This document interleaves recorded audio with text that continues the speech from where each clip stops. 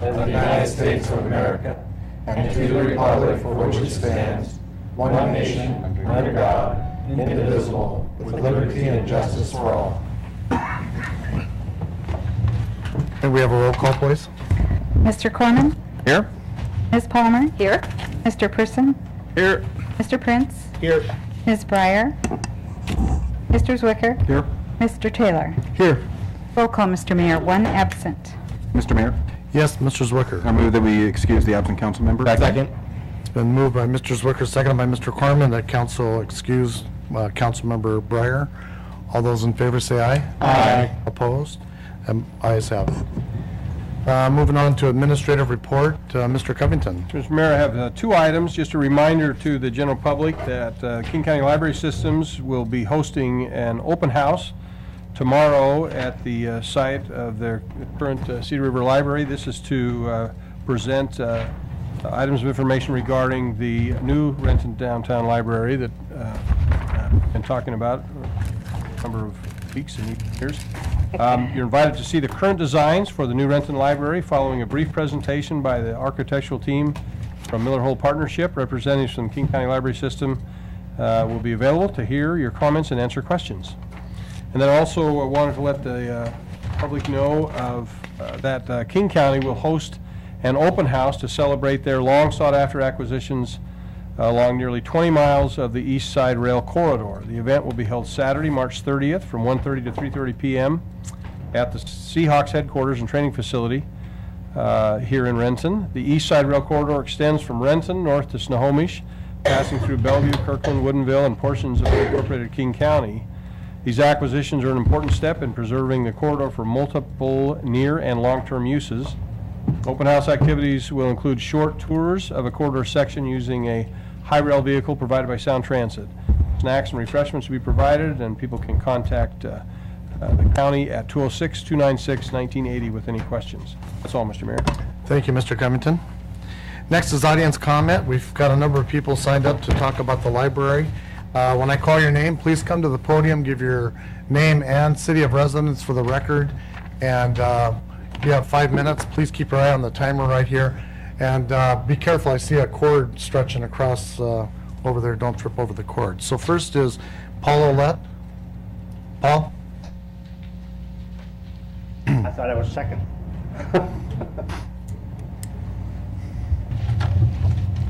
Thank you. What I'd like to do is I'd like to give a handout to each one of the council members. May I? Yes, you may give it to the city clerk. Well, because the thing about it is that I would like for you to follow the presentation. You need to speak at the microphone. I want you to give copies. Maybe the clerk could pass them back and we'd just pass them down the dais here. Thanks.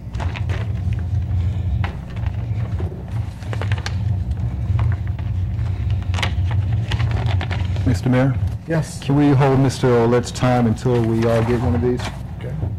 Sorry, I might have done this wrong. You and I can look at this one. Is there an extra there?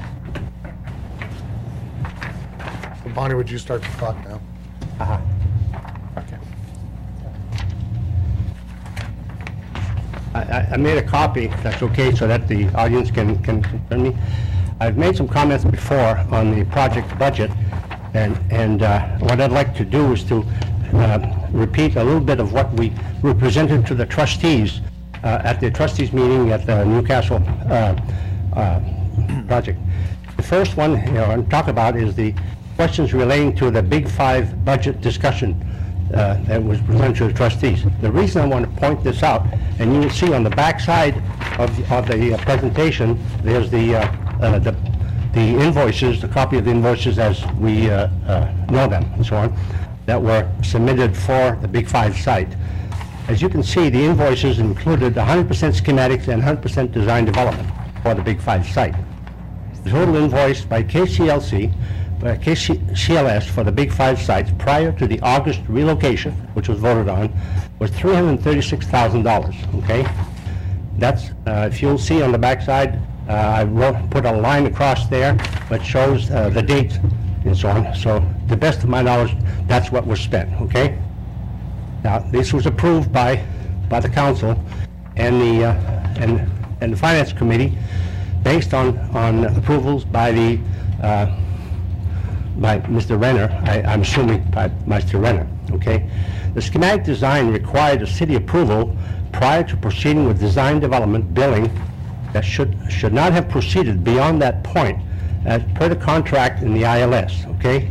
So, if you look at the contract, which I've administered many years, that KCLS was proceeding with design development at their own risk, unless the city council, in some way or form or other, or the administration, provided that approval to KCLS.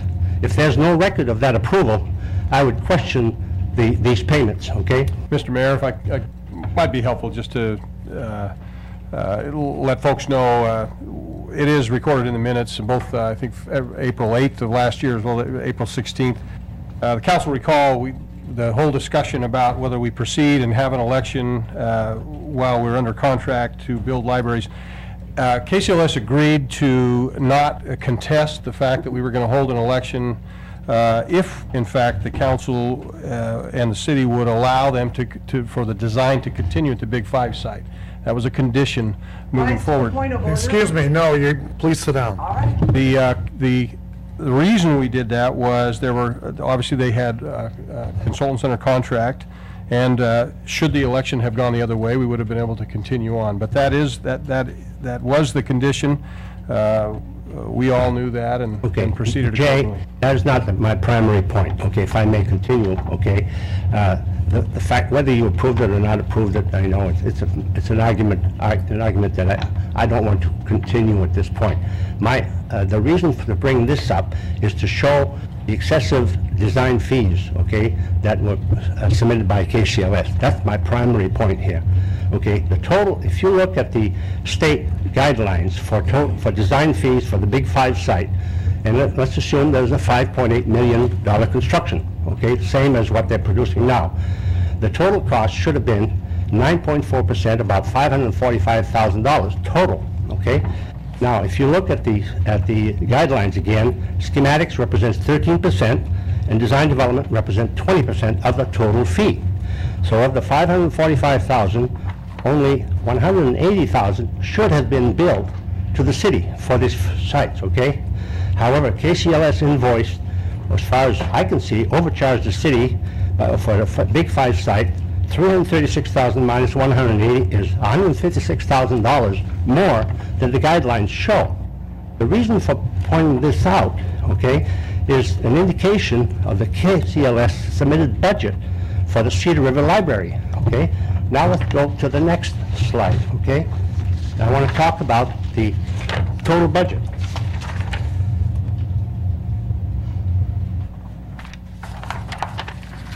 Okay? If you look at the $5.8 million budget, okay, that we have for this, or $8.9 million budget discussion that was submitted to the trust, and we discussed this with the trustees. And my concern is that of the $8.9 million, a lot of it is going elsewhere besides construction. KCLS construction base price of $5 million that they expect to spend for construction, okay? They add 10% contingency of $500,000 and 5% contingency for $300,000 for exterior signage. That one I don't know what it's for, but anyway, let's assume that it's there. So you have a total construction budget of $5.8 million. Again, the state guidelines for a project of this size, the basic services should be between 6.8 and 9.4. Okay? Now, KCLS, that's for a total of $545,000. That should be the total design fee. KCLS submitted the design budget for basic services of if you look at the chart on the back side, you'll see the basic services $422,000. That's a 7.2% fee. The additional consultant services that's also shown there on the back side of your presentation that you have is $250,000 or 4.3. I'm assuming that could be... Excuse me, Mr. Olet, I'm going to give you another 40 seconds because I'm we just about interrupted done. you. I really am. Thank you. I appreciate your time. Sure. I hope Mr. Covington didn't take too much of my time. No, I timed them. Okay, the KCLS budget, this is the key right in here. They add additional services for structural, mechanical, electrical, and all those additional coding services of, let's look at the bottom, plus the construction cost and 10% contingency of $780,000 additional consultant fees, for a total of $1.4 million. Now, I wonder if that's really viable, okay? Because if you look at a $5.8 million construction, that's a 25% of the construction cost. Somehow, that doesn't jive. Somewhere along the line, I would think you council members would want to question that, you know, and the indication to me was what they charged for the Big Five site. They're overcharging for consultant fees.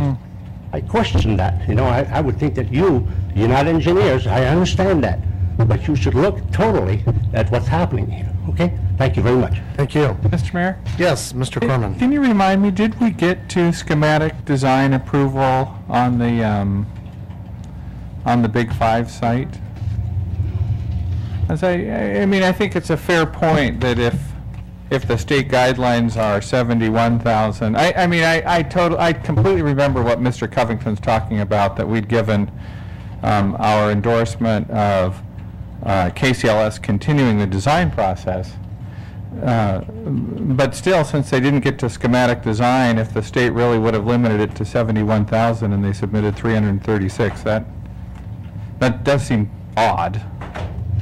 So, Lot of money. Mr. Covington, are we prepared to answer that, or we can get back to council on that? I think it'd probably be better for us to get back to the council. Okay. Okay? Okay, yeah, that's good point, Okay, thanks. thank you. Next is Stuart Avery.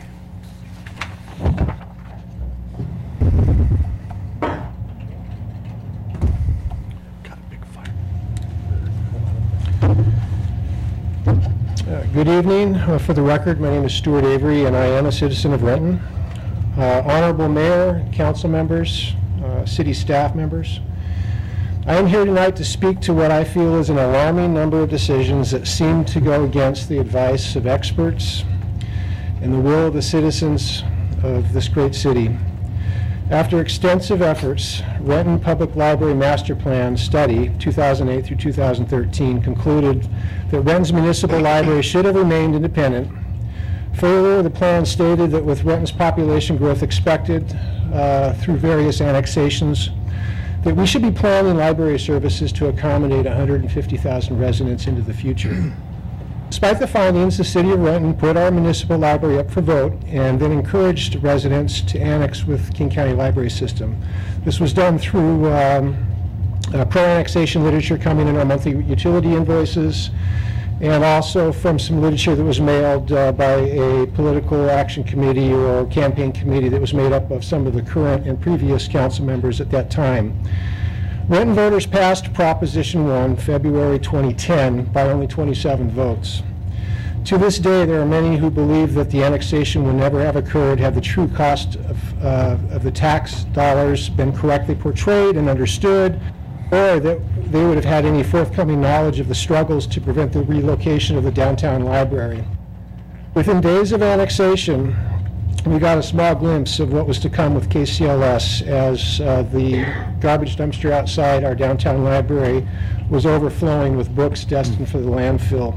Not donated to a school, not donated to a nonprofit or another state or even another country to enjoy, but destined for the landfill. Soon after the annexation, I found myself in these chambers for the very first time, along with many others who are here tonight. We stood up and spoke that the idea of relocating the downtown library to a smaller, less family-oriented location was not what Renton understood would happen when we annexed, and we believed it was wrong. Yet, in haste and against overwhelming objections, the majority of the council moved to go ahead with funding and construction at the former Big Five sporting goods site.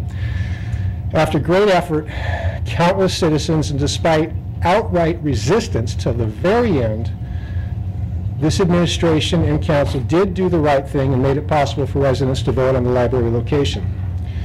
In August 2012, an unprecedented 76% majority of our voting public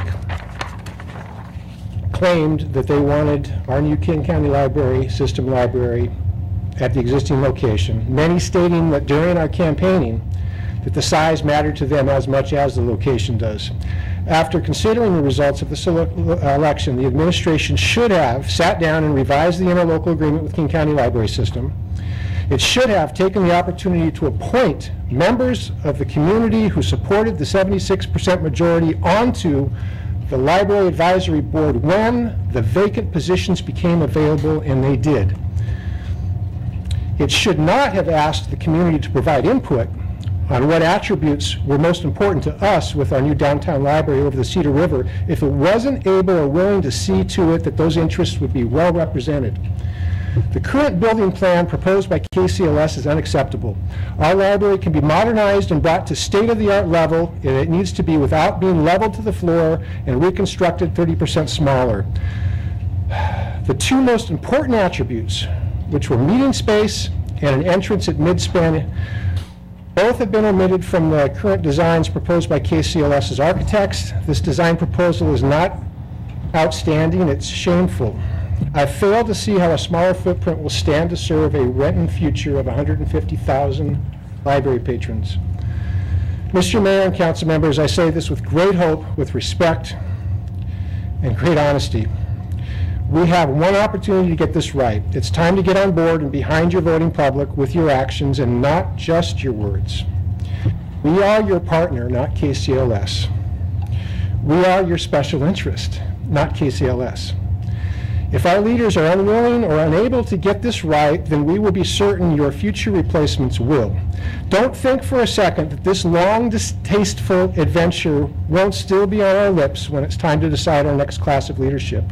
As for KCLS, the annexation can be reversed, and if things don't get on track quickly, I suspect it may. Thank you very much for your time. Next is Jill Jones. Excuse me.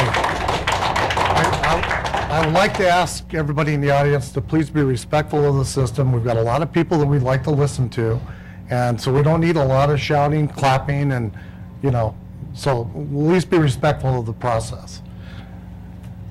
My name Are you is Jill? My name is Jill Jones. I am a citizen of Renton.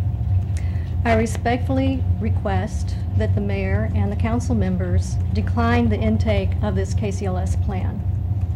This plan is shocking because there was nothing in the wording of the ballot measure on library location even hinting to the voter that the River Library would be raised and replaced with a smaller structure.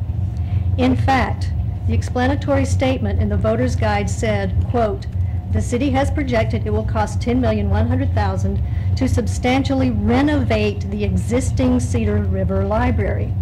We citizens of Renton voted to renovate the library, not to demolish or diminish it." I am a volunteer tutor at the downtown library. We use the small study room for tutoring sessions because the students need an enclosed space without distractions, and the other patrons need to be shielded from the noise excitable children can create. This study room is a hot commodity, and we could use more of them. Small groups book it in advance. It is in use when I arrive for tutoring, and a group is always waiting for it before our sessions end. If we need to finish up a lesson, we have to move our students out to the main floor and search for a free table, as most of the tables are already in use. The KCLS plan shows a single large conference room, but there's no indication of study rooms that enhance the effectiveness of the tutoring program. The 15,000 square foot Fairwood Community Library is scheduled to get a 5,000 square foot expansion, in part to accommodate study rooms. That overcrowded community library is currently about the size our downtown library will be if the current KCLS plan is implemented.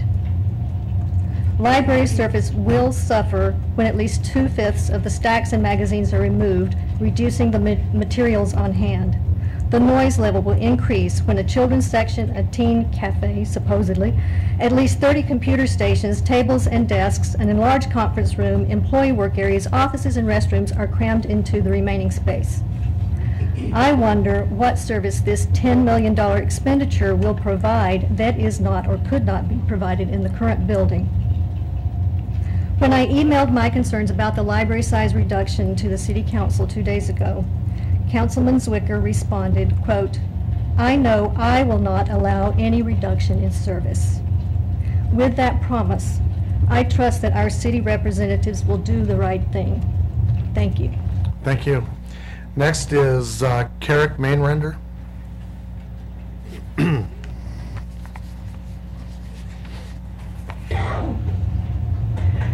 Carrick Mainrender, Renton, Mainrender.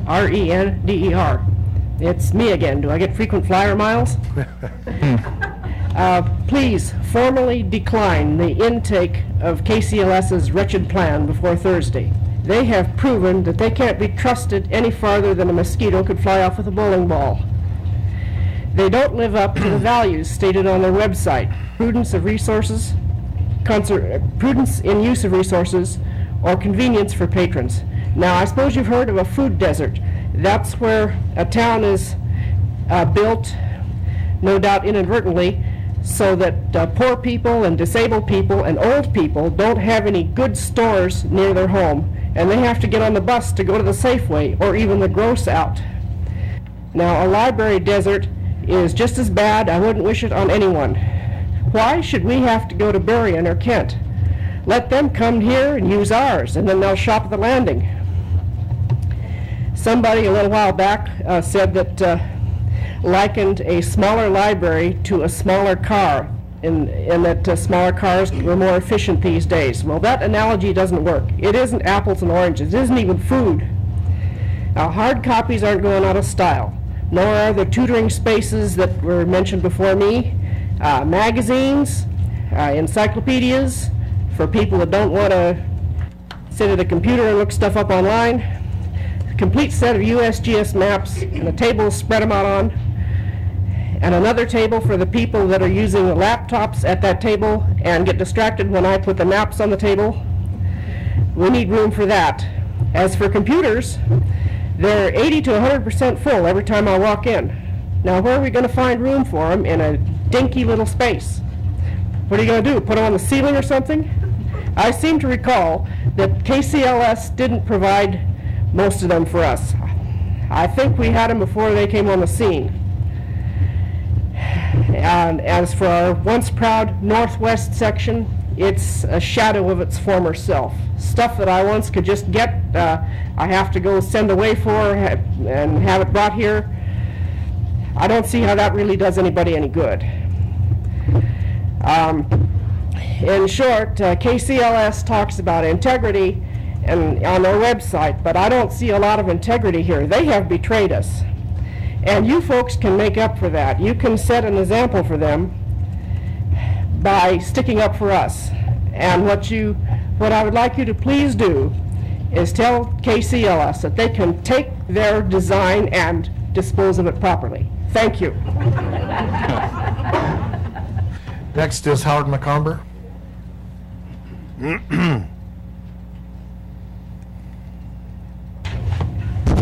Howard McComber, City of Renton. I want to give just a couple of thoughts here. Number one, I've worked with you guys for a long time, and I believe that you are, all of you, doing the best you can to take care of our city and to do the right things. It takes flexibility and origination and creativity to do this. And I think that three things have happened that have been very good in the past. Number one, when the time came and we realized that we needed to have a solution, this body authorized the election, the election that came through, with 76% of the people saying they wanted to have the library where it is. I know that immediately thereafter, the mayor and the people sat down with King County Library System and said, we've got a new program going here. This is the way it is. This is how the election is. We're going to need to do some changes here. And the negotiation started immediately to make the changes because those things are important. I trust that this is true in a lot of areas in our city. We have a vibrant city. Changes happen because the world changes. No one saw the disaster coming of the Great Recession that came and just caused us mayhem, but it came and we handled it, and we're still handling it with flexibility. There's some things that need to happen, and you guys are capable of handling it. I do believe that in order for any building to be built, has to be permitted, and this is a group that's going to permit it. I'm sure that we're not going to have something permitted that's not what the people want, and I'm sure you're going to make sure that's handled, and you're going to do it in a very good manner.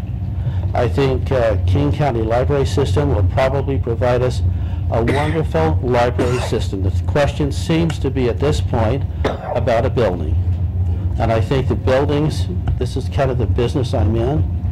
It takes a certain amount of working out, but I believe we can have a river-oriented, beautiful building with a full footprint, handled very well, and we can have everything the way that it should be. The nice part is we have wonderful volunteers, people who care, that bring ideas to you, and you guys listen. And I think that's wonderful. So we're going to have the best of both worlds. I think the big thing is to keep the conversation going. I think that it's very clear what has to be, and that is that we're going to be building all the square footage, the very most economical method, with working with King County Library System so that they are continuing to run the library, and we get the building that is wanted, and we're going to come up with a tremendous success. It's just going to take some talent and some negotiation and some ability to talk and to work on it. I'm sure this group is very capable of handling that. You've always done it in the past. I expect it'll happen in the future, and I think that Stuart and everyone else here is going to be pleased with the building when it's through and the plans as it goes. We have to be a little patient with each other as we work out the details. But the end result is going to be there. We're going to have the full building oriented to the river with all the right stuff. We have library people who know what needs to be in the library to make it work. It'll be there. We'll have the right stuff. This is not the final end. What they're passing out for architecture is a thought. It's not the end. The end's going to come when they run a permit here. And that permit, hate to say, that permit is a very effective program. They'll get the right thing in place. And I'm sure there's going to be people watching it every inch of the way. But I have absolute faith in this group and coming up with exactly what these people want in the very best possible light with the least amount of waste and the best thing. And I think it's probably true that Paul's right. We probably ought to take a look at these guys and make sure that their accounting is right and the numbers are right. This is a group that's going to do that. I have great confidence in you. This is true in a lot of areas we have in our city. I happen to be, you're going to hear from me on my big thing having to do with the need for affordable housing. We need affordable housing desperately. We're not building it enough. And there's ways to do it.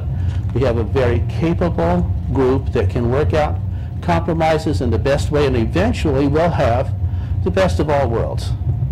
I just want you to tell you that I believe we'll have that library the way we want it, run by King County Library System, which will run a wonderful job, and we'll have the great thing. And I think it's wonderful for these folks to come and show their concern and their interest and their expertise and their willingness to give ideas and the willingness of our group to listen to them and to make it work. I have total confidence that this will be our finest hour. Thank you. Thank you. Next is Kathy Osenkey.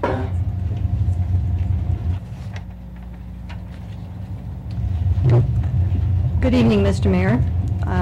Kathy Osenkop, lived in Renton.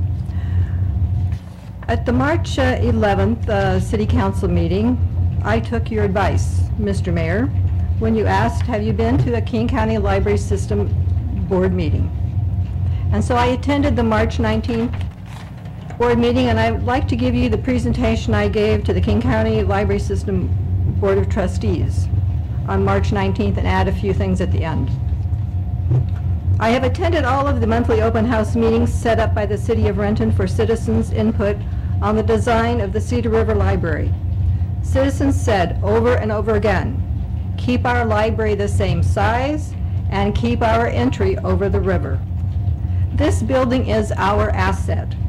It was paid for by a bond issue by Renton taxpayers.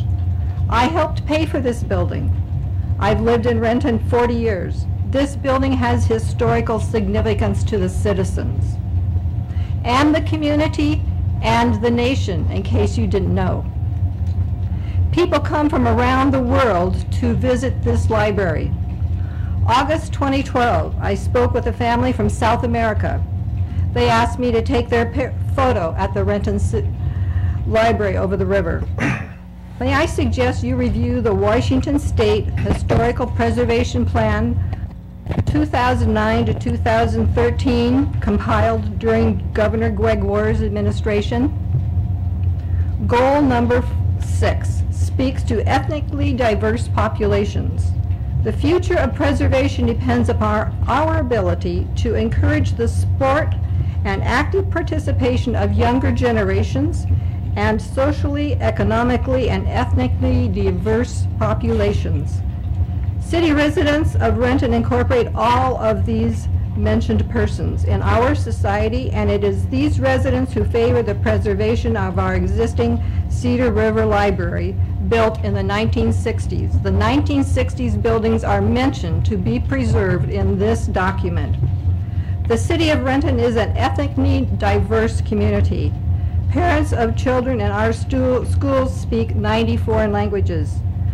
The library is centrally located. Immigrants utilize it on their path to citizenship. Furthermore, economic benefits flow from historic preservation, as mentioned in the Washington State Historic Preservation document. While at the library several days ago, I showed the KCLS design plan to a 9.5-year-old student who is studying at Kennydale Elementary. And he admittedly exclaimed, "Oh no, the big children's section is going to be gone. This is where I do my homework. I know how to find the books there." This is where the children come who need a quiet area to do their homework because they don't have a quiet area at home. I am thinking of going to college. How long will it take before I have to go to college? How many years? I answered 12. I will be going to school for a long time. He implied that I will need a big library for a long time. I am sorry he was not able to come today and speak to you himself, but I wish you would hear from him, and I have his mother's name and I have her phone number if you would like to make contact with this student.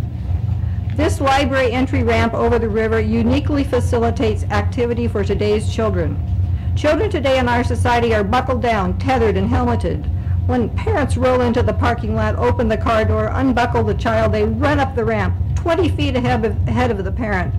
This activity serves to dissipate energy. It oxygenates the blood, and the brain happens to work better with high oxygen blood. Leaving the building, they bolt down the ramp with their book, often touching the statue at the base of the ramp. An observer will note the finish on the top of the child's statue has been worn off over the years, and I see it has been recently repainted. I wish you could have seen the young girl with curls last summer bolt down the ramp, far ahead of the parent, cuddle up next to the statue, open her book, and read to the statue. The parent arrives at the vehicle, opens the door, ready to buckle up the child. Stop wasting our taxpayer dollars on a design citizens don't want. I wonder about the $5 million we pay KCLS annually and know the city of Renton ran their own libraries for $2 million. I attend the KCLS open house presentation for Renton citizens concerning the New Highlands Library. This was a brief presentation by KCLS staff. Excuse me, sorry to interrupt you, but your 5 minutes is up. Okay, thank you. Thank I you. would like to just close and say, refuse intake of the land use submitted, known as the schematic design by KCLS. Thank you. Thank you. Council, we've used the 30 minutes. I need your direction on continuing now or completing. Mr. Mayor? Yes, Mr. How Conlon. many more speakers do we have signed We up? we had about a dozen more. Keep going. Okay. Okay. Okay. All right, so we'll do that. Judy Tabick.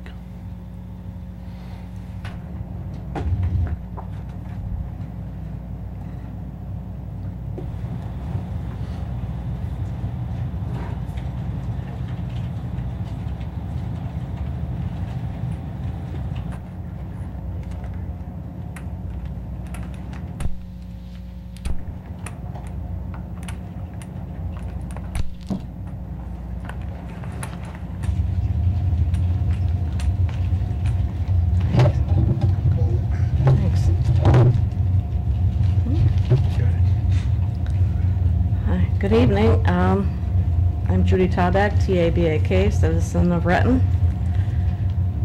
First, I want to ask you to deny the intake of the land use application, please.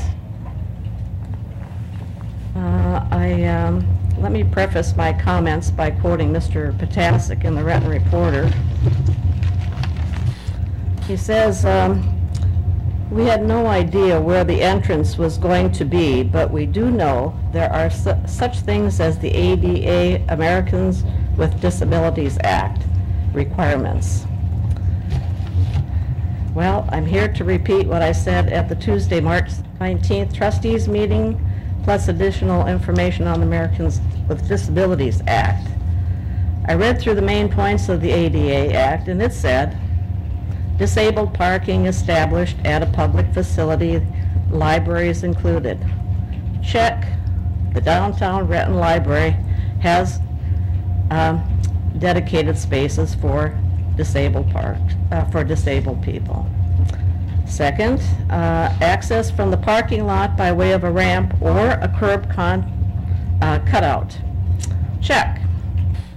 Our library, downtown Renton, has it already. The curb cutout.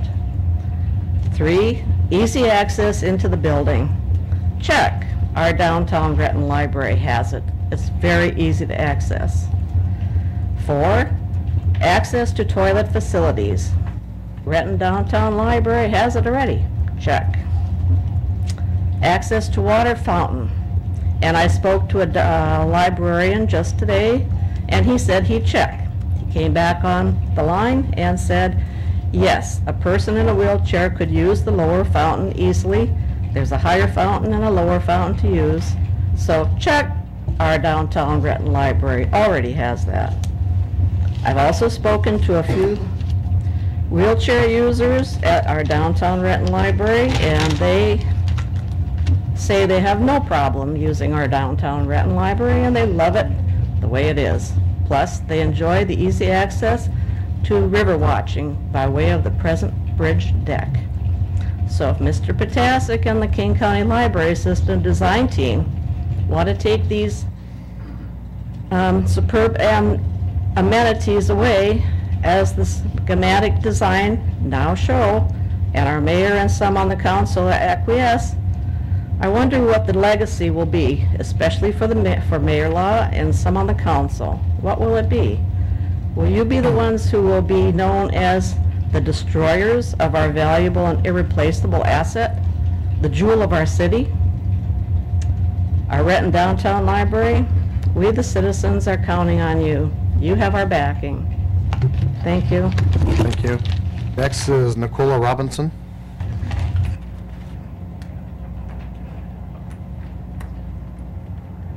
Mr. Mayor, council members, firstly, I'd like to respectfully request the city please decline intake of the land use application. Excuse me, would you state your city of residence? Oh, Renton. Sorry. We're all professionals who want to do the best we can. To please everyone is not always possible, but our hope is ultimately you'll represent us in the best way that you can.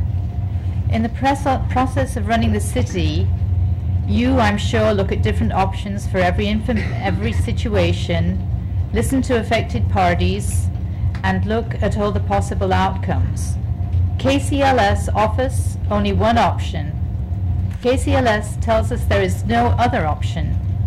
KCLS tries to blind the unknowing public with scientific data about ADA accessibility requirements, seismic issues, sight lines, etc., without detailed explanations and supportive plans and narrative attached to an alternate plan. The final argument against any other plan is there isn't enough money to do more. Only $5 million left out of $8.9 million is available for construction. We ask to see the evidence to support this argument and request another 1 or 2 options. There is a chance that we might find out what we're asking for is viable. It's surprising that KCLS makes statements such as, "We're in the library business and we know best," when the best option they can offer for our treasure is demolition of 4,000 square feet, resulting in decreased services for fewer people. If KCLS received the council's go-ahead with the current plans by your acceptance of them for intake, it will be a tragedy for our library. We've been advised by city officials to take our wishes to KCLS to make them known at open house meetings and to take our concerns to the KCLS Board of Trustees. KCLS does not have to respond to us, and this is glaringly evident in the plans that they put forward for the library. The truth is, the most immediate way we can have an effect is if a majority of the council and our mayor represent us. Demolishing 4,000 square feet of our library, including the bridge deck, and therefore taking away that access point, are not the people's list of options for our library. Is the real goal to sabotage the process through a plan that will trigger endless reviews and environmental impact assessments, using up funds and finally putting an end to our Cedar River Library? Then, would the city finally move our library to the Big Five site? Will you speak on our behalf to KCLS? Support what your Renton residents are asking for. Thank you. Thank you. Next is Judy Milligan.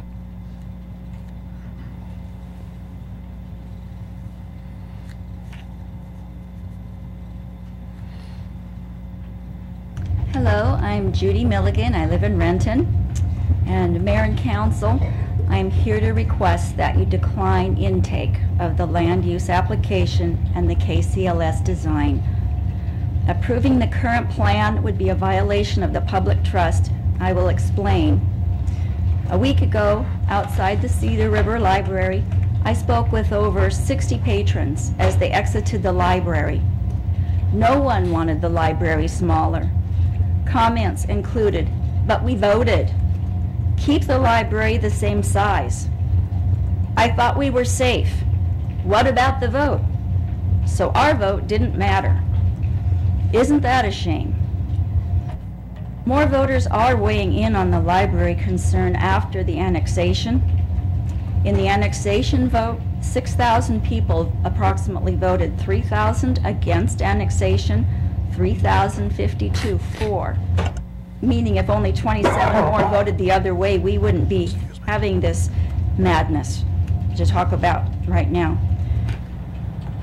And then regarding the Big Five versus the Cedar River Library site, we had 16,000 people voting. This is 10,000 more people that voted to choose the site than cared about the annexation. And of those 16,000, over 13,000 voted for the Cedar River Library, about 76%. Incredibly significant considering that this was the month of August and people were on vacation. So, people can see this as madness, and we would like the mayor and council to stop it. People want the library to remain as is with internal upgrades that are necessary and cost-effective. I have a page of comments from the Renton Reporter printed September 28th, where people were asked to write down their design ideas on a whiteboard at the library. And as I read through them, I'm not sure they were listened to. People felt that during this process that they were having a say in the design. I can't see that they were incorporated. It feels like bait and switch. It's economic madness. There's a big difference between renovation and demolition. And the letter from Bill Potasic states on August 7th, voters will vote on whether the downtown library should be renovated at the current site or built at a location. I mean, there's quite a contrast in that sentence. And, you know, taking down a building that there's nothing wrong with and building another in economic is never economically attractive. Wastefulness is not attractive. And please, you represent us, you have responsibility to monitor this process. Please decline the intake of these plans. Use your power to leave this library as a legacy for citizens of Renton. Don't accept a smaller library. Keep your options open by declining this plan. This beautiful resource could never be made larger again. 76% of voters wanted the library here because it is bigger, because you can do more with a bigger space. It has more parking and it does not require construction.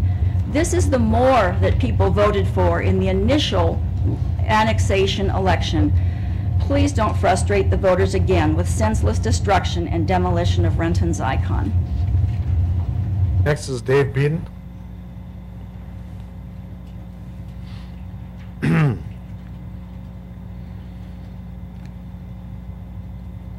I'm Dave Beeden, B-E-E-D-O-N. I live in Renton. And I'm going to read a letter that I'm writing to the mayor and the city council members, and I'll give those to Ms. Walton when I'm done. Honorable Mayor and members of the City Council, I would like to talk briefly about something both tangible and intangible: legacy. One definition of legacy is something transmitted by or received from an ancestor or predecessor or the past. KCLS's proposed design for remodeling the Cedar River Library would deny future residents a tangible legacy, a beloved building. Demolishing part of the concrete pad under the building would forever change the character of the library.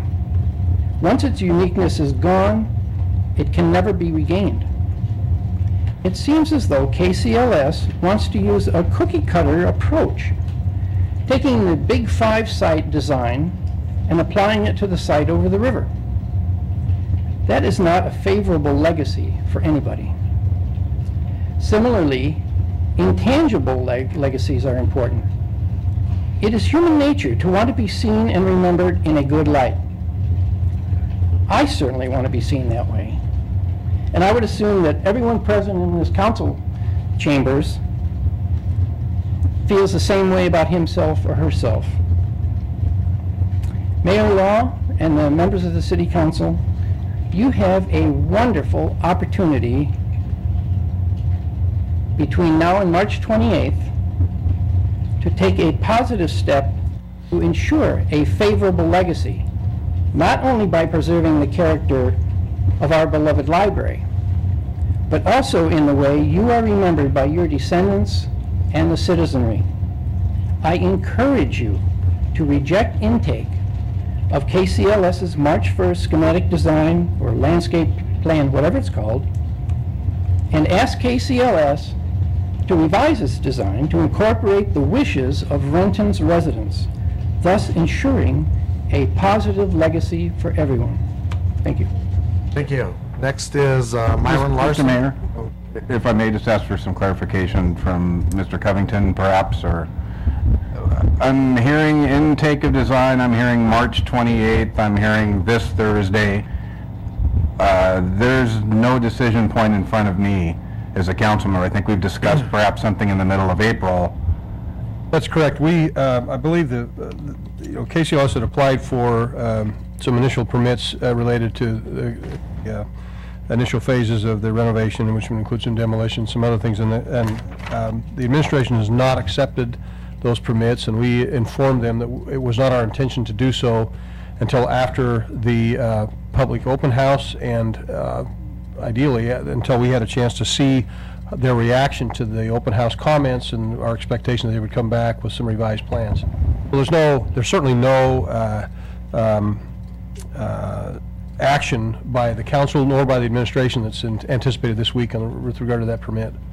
Okay, thank you. And I would think, just getting back to you, the tentative schedule is that the KCLS would come back to the council on the 15th of April with the design that they would have based on the response to the open house tomorrow night and whatever other information they have. And so at that time, the council would be able to see the plans as revised, and then the administration would have the opportunity, based on the council's reaction, to decide whether or not to approve any permits.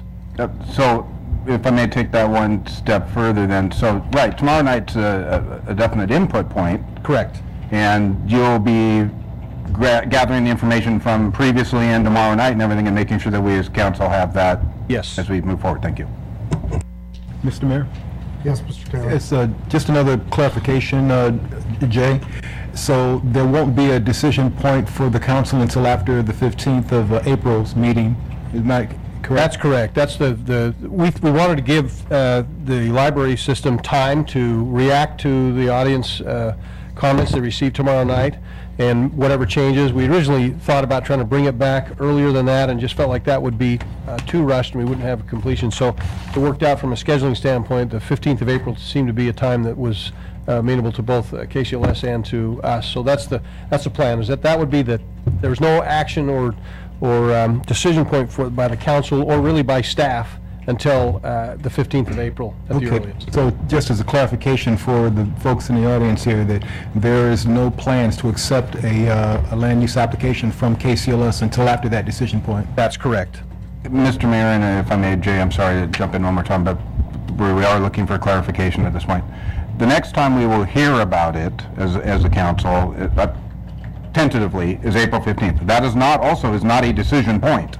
That is a discussion, yet another discussion point. That's correct. Yeah, thank you. Okay.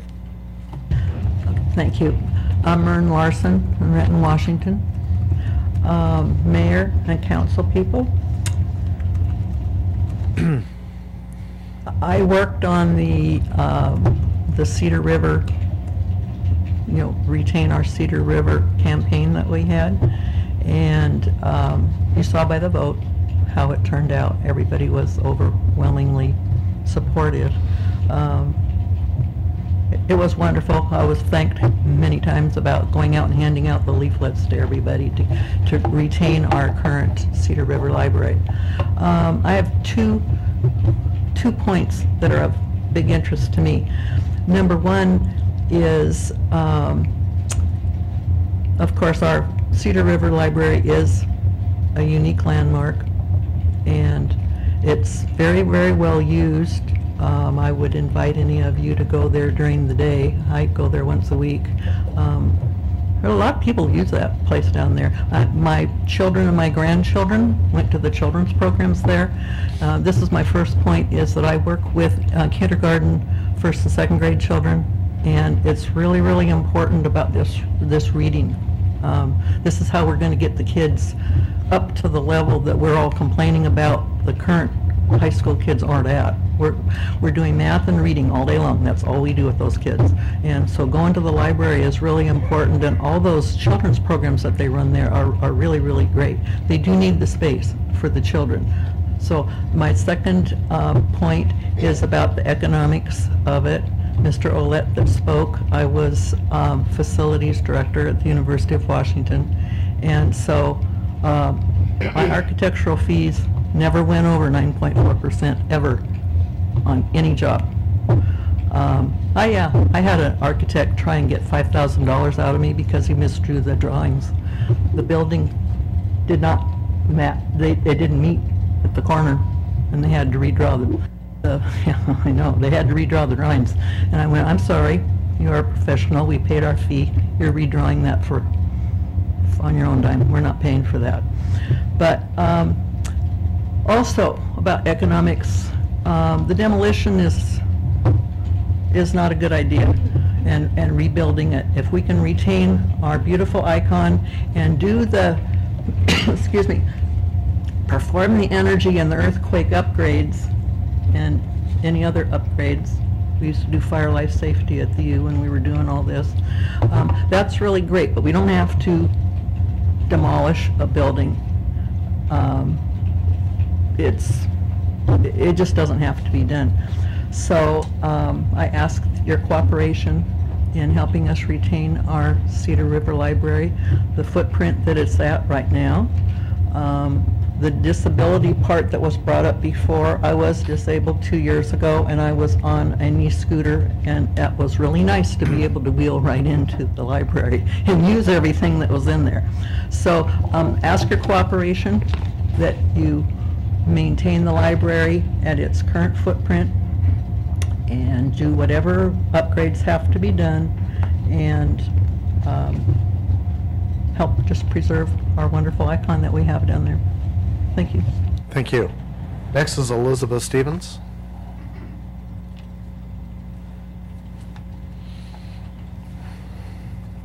Elizabeth Stevens, Renton. Good evening, Mayor Law, council members, and everyone in our viewing audience.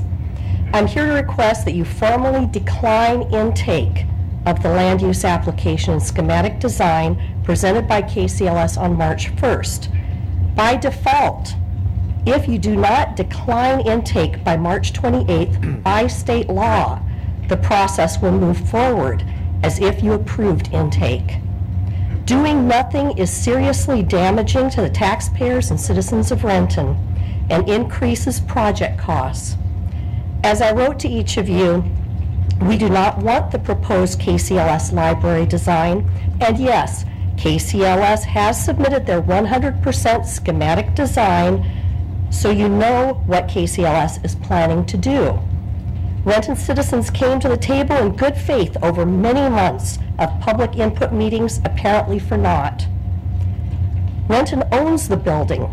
Renton citizens are being taxed for remodel costs. This is our asset, not KCLS's. Please listen to Renton citizens, decline intake, and require a design that preserves our asset. What happens with this library will be your legacy in office. Listen to the citizens. Create a positive legacy for our library's future and your future. As our elected officials, you are charged with sound stewardship of our assets. I liken your role to that of a fund manager if you have a 401k or investments for your retirement. The annexation to KCLS is like shifting to a new fund manager. Imagine if you shifted investments to be managed by someone new who announced, "With us, your assets are being cut 30%, but we know what's best and we're nationally recognized." You'd be furious. This is what KCLS has submitted for intake. We're cutting our asset 30%, but we know what's best. Once that square footage is lost as proposed, we will never get it back. Once that decking is cut back, future construction over the river will not be allowed. Our asset will lose size and value because of the inability to regain that space over the river once it's demolished. Please provide the only sound stewardship of our valued asset. Decline intake and require KCLS to come to the table with an acceptable design that our community will love for generations. Thank you. Mr. Mayor? Yes, Mr. Corman. I'd like clarification. Ms. Stevens, you raised a very important point about the formally declining intake. And what I remember was the first set of drawings we declined, but is there somebody that maybe the city attorneys can tell us about the need to decline intake formally, or else triggering accidental approval that we don't intend?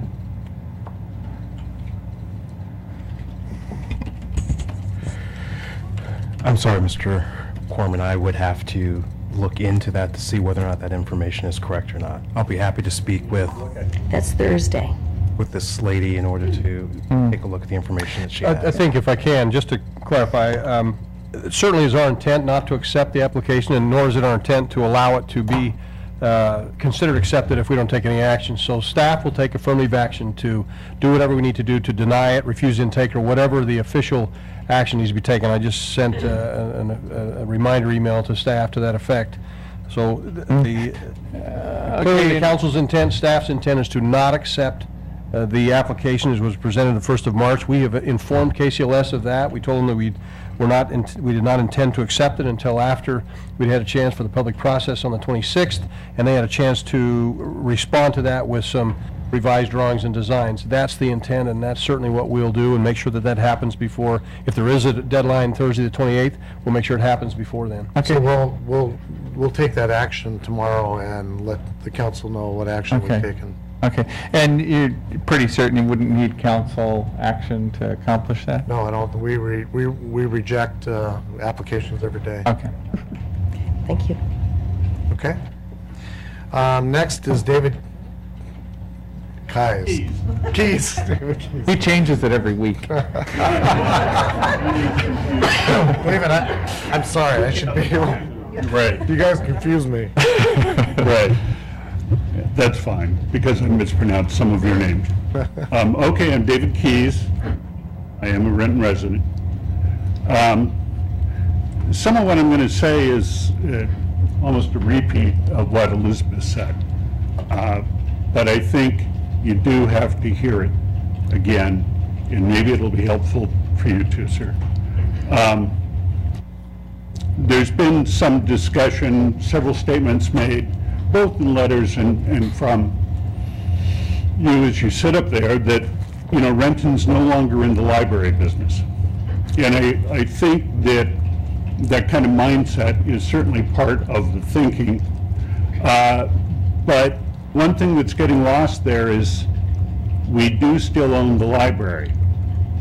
It is our civic resource. It belongs to the taxpayers of Renton. Now, if you doubt the value of that resource to the citizens of Renton, all you have to do is go back to the vote last summer. And other people have talked about the statistics on that vote, the size of it, the overwhelming majority that voted to keep the building where it is, and a big part of that was as it is, not necessarily brick by brick, because we recognize it needs to be renovated, but certainly in terms of size and the entry. Now, KCLS under the LA doesn't get its ground lease until after the building is reconstructed, commissioned, and operating again as a library. So what they are proposing at this point is very significant destruction of a portion of our asset. If they end up walking away from it before they finish the library, that's our loss. And as has been stated here before, it's not a loss that can be recouped.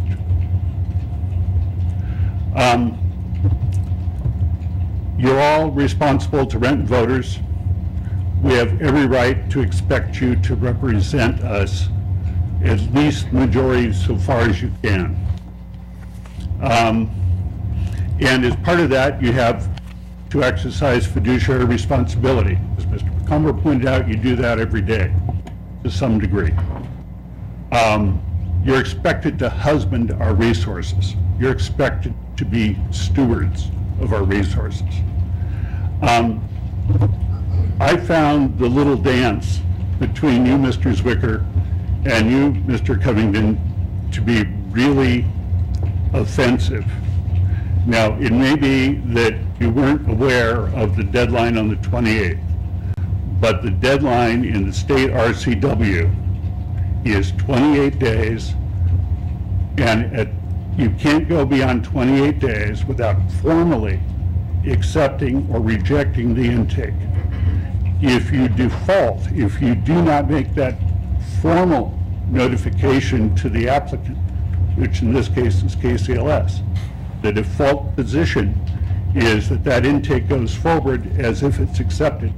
And for the audience and for the public watching, what that means is, in this case, with significant environmental review, that gets distributed to all the state and county agencies, triggers their review, triggers their cost. And the scheme that KCLS has submitted has a magic bullet in it. There's no way that's going to get past the shorelines people or the fisheries people without at least, as a minimum, request for a full EIS. That's going to include a lot more studies, all of which the taxpayers are on the hook for, all of which will come out of whatever's remaining of the budget. It's very important that this administration, it does not require the council unless the council wants to override the administration, but it is very important that you meet that deadline. And if you agree with anything that's been said here tonight, that you certainly proceed as you just stated and reject that application formally in writing to KCLS. There are two primary reasons to reject it. I think I covered it partly. One, it triggers much more complicated and costly environmental review, the full EIS, and all that is at our cost. But also, by triggering these uncontrolled costs prior to the council's approval of a schematic design, which you correctly alluded to, this application essentially circumvents the ILA, and it circumvents your responsibilities as council members to approve or disapprove the schematic design. In order for there even to be a chance for the schematic design to have any budgetary effect, you need to stop this application. Okay, Mr. Keys, I hope you've heard that that's already been decided. I heard, but we've heard other things about that. before that have not been Okay, well, proved. it's already been... Not that I necessarily think that anyone here was being deceptive, but KCLS has certainly been deceptive. Okay, well, we've already concluded that discussion. That's going to be taken care of. Okay. Next is Beth Thank you. Asher. Thank you. Yes, and Mr. Mayor, while she's coming up, we actually informed KCLS 2 weeks ago that it was not our intent to accept the application, and so my comments earlier were just simply to reiterate that, and I'll do it, I'll make sure that it's done more formally if it hasn't already been done, but rest assured, council, that was our intent. We heard you, and it was to not accept an application until the council's had a chance to see the revised design. That's been the intent for a number of weeks. Okay, thank you. I'm Beth Asher, City of Renton, and again, I want to make the point, it has to be rejected formally in writing. Just saying it is not going to work. I want to talk about size. You can see on this plan for the library where the library has been cut back by about a fifth. The latest documents we have, which are revised, show this bay also gone. The library is now a quarter smaller than it was. This space here that we have left for books and periodicals is less than 2/3 of what we had. And KCLS, who has beaten us over the head with the fact that we don't need a big library because they are so efficient, has increased their back of house space till it's about 22% of the remaining square footage. That is not efficient, that is egregious. To go on, I'll use my Burien comparison again. Here is Burien. Burien is a city 50% smaller than us. They have 50% less population. Yet, they have 0.66 square feet per person. At the best, we would only have half of that amount. And if KCLS go ahead with their design, we'll have less than half of that amount. Now, why is Renton the redheaded stepchild? Why would we deserve less? We deserve more. We want more. We're a manufacturing hub. We're ethnically and economically diverse. We have populations who could use that space, use those services. I see no reason for us to accept less. I think we should ask for more. I think we should have a bigger library. Again, a Burien comparison, and I'll just read a bit of it. Burien's one main library, if KCLS goes ahead with their punitive plans, will be bigger than both our libraries together, and it contains a cyber bar for computer connection for teens, public meeting spaces, quiet study areas, 4 small study rooms, a conference room, a large conference room, etc., etc. Now, I don't think Renton should accept that. I don't think we should accept less. I think we need more. I think that our residents are willing to support you in getting more. And again, we have a lever. Remember, KCLS is underwater in their general fund, $2 million. Underwater in the bond issue, $6 million. And as we learned at the presentation at the Newcastle Library at their board meeting where we went to protest, minus $73,000, their investment fund is in the negative. They badly need our $5 million in tax money. We have a lever there, let's use it. Let's renegotiate the ILA. Let's get them on board with us. As I recall, they had said that if we develop concurrently with Canton Skyway, which I believe we're on track for it, they would give us some money. Well, I'd like to see some money come back into the budget. I'd like to see that $8.1 million increased. And I would just like to point out that in the original annexation agreement, which I don't know who negotiated it, but it was not well negotiated, we forgave them $2.9 million that they owed us from the Benson Hill annexation. Now, that 2.9 million will look pretty good in our budget, considering that over the next 2 years, we have a $5 million shortfall. That would be half the shortfall, or conversely, 2.9 million in our construction budget, bringing us back up to over 10 million. I want the council to use that lever. You guys can negotiate. We can sell it. We have everything we need to get what we want and need for our residents. Thank you. Thank you. Next is Joe Barrett.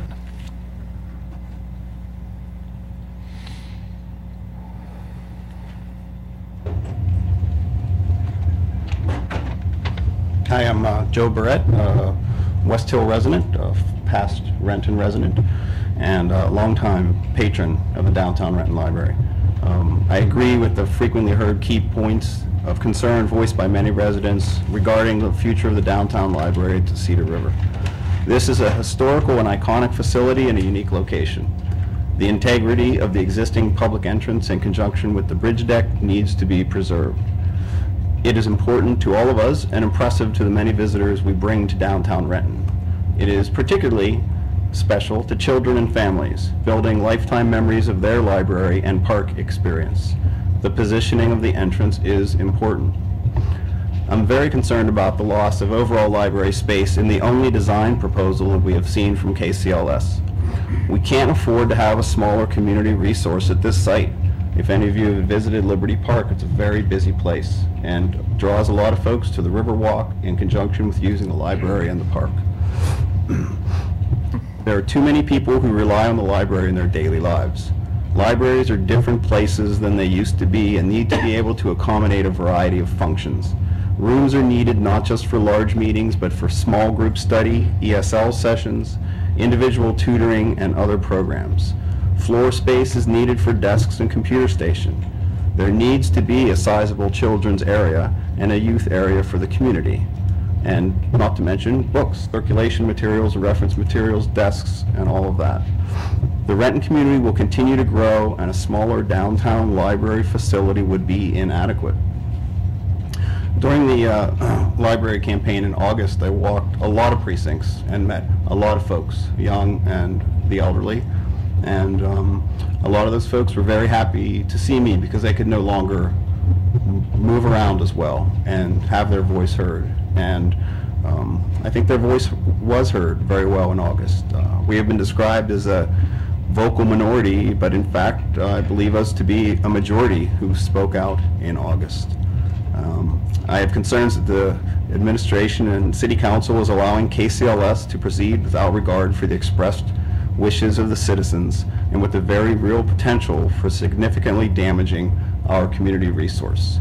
So I'm urging the city council to formally decline intake for the land use application. Thank you. Next is Renata Beeden.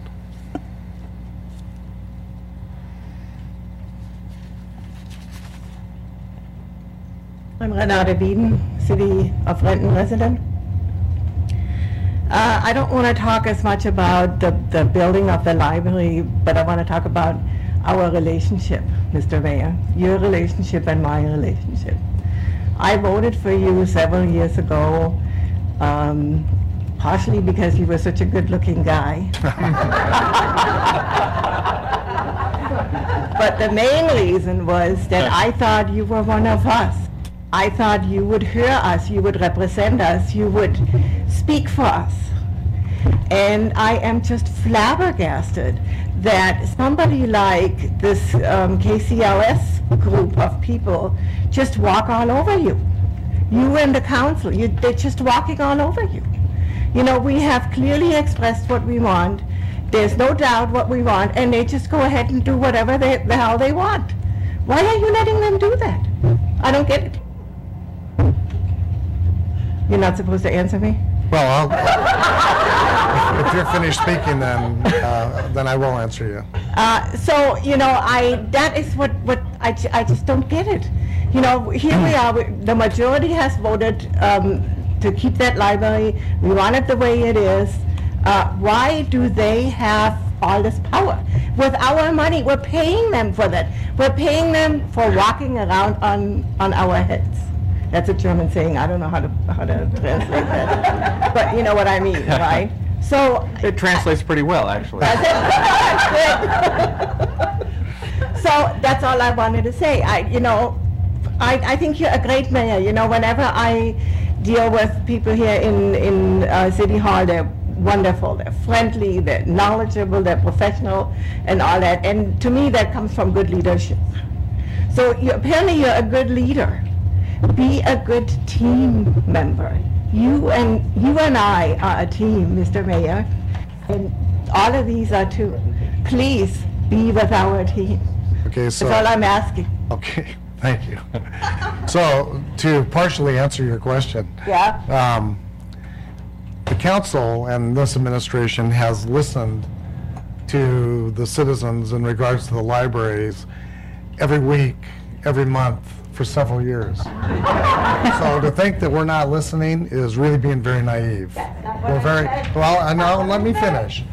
At the end of the day, we are going through a process.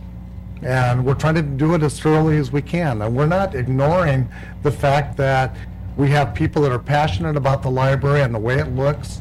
A lot of the people that I talked to when it was going to a vote on where the location was going to be was very interested in the overall ambiance of the library and the experience of it. Not where the door was located, but the fact that they could go to Liberty Park and enjoy a quality library. And that's what we want to preserve. We haven't even given KCLS the respect to roll out their design yet. It's been week after week after week that I've allowed a tremendous amount of criticism of KCLS and its leaders without a bit of rebuttal from them. And they haven't even rolled out their design yet. So to say that we're not listening and to say that there's no process is not right. Now, if we disagree at the end of the day, the council's going to look at a design and they're going to agree on what's going to happen on that site. We may not be on the same page with every piece of information that those of you in the room have wanted. We'll see. We don't know, but to assume that this group isn't listening is wrong. But that's not what I said. Well, okay, well, I told you I was going to give you a partial return. We can't debate across the hall, but. There's one more thing I want to say. When we went to. I'm sorry. Please. When we went to. You need to go to the microphone. You can't do that. I have trouble walking. I'm about to have knee surgery. When we went to that Newcastle library, when we drove down there, I looked at it and I thought, damn, here is the big 5-building library. That's what it looked like. It is the ugliest thing you have ever seen. Have you been there? Yes, I've been there. And you don't think it's ugly? No. Oh my God. We were in that room. Okay, well, honestly, we can't sit here and debate whether Really? Can the I come council visit library you? looks good or doesn't look good. Okay, thank you. But it's ugly, I think. Next is Helen Roche.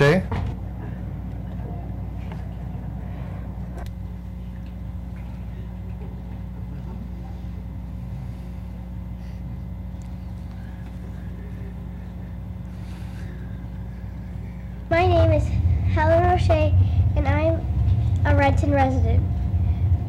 Please keep my library. It is good the way it is. It is already small enough.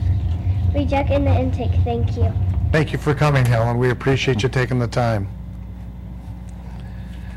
Okay, next is consent agenda. Council, we got 10 items for council consideration. Are there any items that you'd like pulled for discussion? Yes, Mr. Mayor? Yes, Mr. I'd Person. like to pull item I. With that, Mr. Mayor, I move approval of the consent agenda, less item I. Second. It's been moved by Mr. Corman, seconded by Ms. Palmer, that council concur with the consent agenda minus item I. All those in favor say aye. Aye. Opposed? The ayes have it. Mr. Person. Yeah, since Skyway unanimously voted down annexation to the city, I'm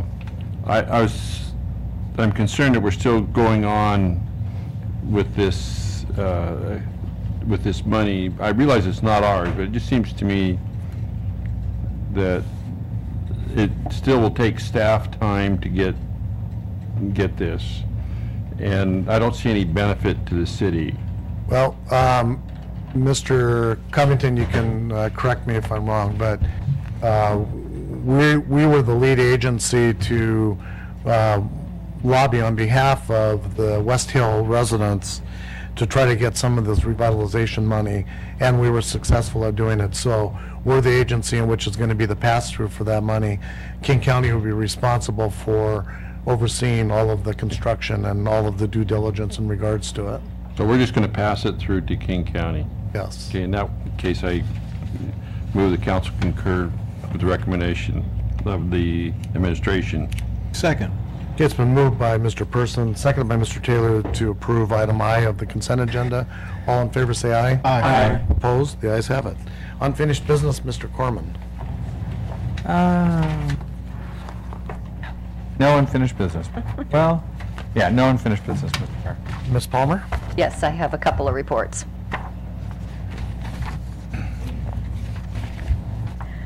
Transportation Aviation Committee report, Mobile Experience Solutions Operating Permit and Agreement. The Transportation Aviation Committee recommends concurrence in the staff recommendation to approve the sublease from Aerodyne LLC to Mobile Experience Solutions LLC for office space at 300 Airport Way, and authorize the mayor and city clerk to execute the operating permit and agreement as presented. This is signed by the 3 committee members. Mr. Mayor, Yes, Ms. Palmer. I move that council concur with the committee report. Second. It's been moved by Ms. Palmer, seconded by Mr. Taylor. The council concur with the Transportation Committee report. All those in favor say aye. Aye. Opposed? The ayes have it. Transportation Aviation Committee report, Downtown Renton parking concerns. The Transportation Aviation Committee was provided with a presentation by staff on downtown parking, signage, safety, and economic concerns brought forward by a downtown business. The Community and Economic Development, Police, and Public Works Departments evaluated these concerns. Recognizing that time limits established for downtown parking are largely set to accommodate the needs of businesses, staff presented their recommendations to the Renton Chamber of Commerce Downtown Committee. A consensus was reached that 1 hour parking along Williams Avenue South, Hauser Way South, and South 4th Street will be converted and signed for 2 hour parking. In addition, signs will be installed where needed to clarify existing parking regulations and time limits, and curbs will be painted yellow in areas designated as loading zones. This is signed by the 3 committee members. Mr. Mayor, Yes, Ms. Palmer.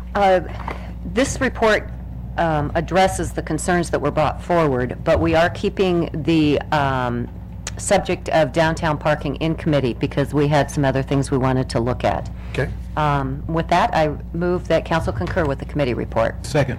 It's been moved by Ms. Palmer, seconded by Mr. Taylor. The council concur with the Transportation Aviation Committee report. All in favor say aye. Aye. Opposed? The ayes have it. And that's it. Thank you. Mr. Person. A Finance Committee report. Finance Committee report, approval of claims and payroll vouchers. The Finance Committee approves for payment on March 25th, 2013, claim vouchers 319-323 through 319-735, 1 wire transfer and 1 payroll run with benefit withholding payments totaling $7,603,204.71, and payroll vouchers include 725 direct deposits and 44 payroll checks totaling $1,487,048.73. This is signed by the committee vice chair and member. Mr. Mayor, Yes, Mr. I Person. move the council concur in the recommendation of the Finance Committee. Second. Been moved by Mr. Person, seconded by Mr. Zwicker, that council concur with the Finance Committee report. All in favor say aye. Aye. Opposed? The ayes have it.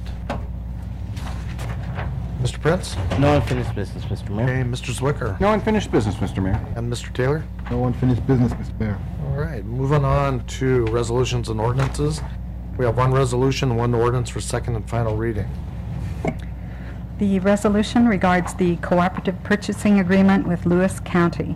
A resolution of the City of Renton, Washington, authorizing the mayor and city clerk to enter into an interlocal cooperative purchasing agreement with Lewis County. Mr. Mayor, Yes, Mr. Person. move the resolution be adopted as read. Second?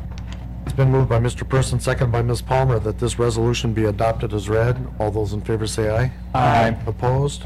The ayes have it. The ordinance for second and final reading regards the Municipal Arts Commission code amendments. An ordinance of the City of Renton, Washington, amending sections 283, 284, and 285 of Chapter 8, Municipal Arts Commission of Title II, Commissions and Boards of Renton Municipal Code by changing the number of members appointed to the Municipal Arts Commission from 12 to 13 and updating code language. Mr. Mayor, Yes, Mr. Taylor. I move this ordinance be adopted as read. Second? It's been moved by Mr. Taylor, seconded by Ms. Palmer, that this ordinance be adopted as read, and it requires a roll call. Mr. Corman? Aye. Ms. Palmer? Aye. Mr. Person? Aye. Mr. Prince? Aye. Mr. Zwicker? Aye. Mr. Taylor? Aye. Roll call, Mr. Mayor. All ayes. Okay, the ayes have it. Thank you very much, Bonnie. Moving on to new business, Mr. Corman.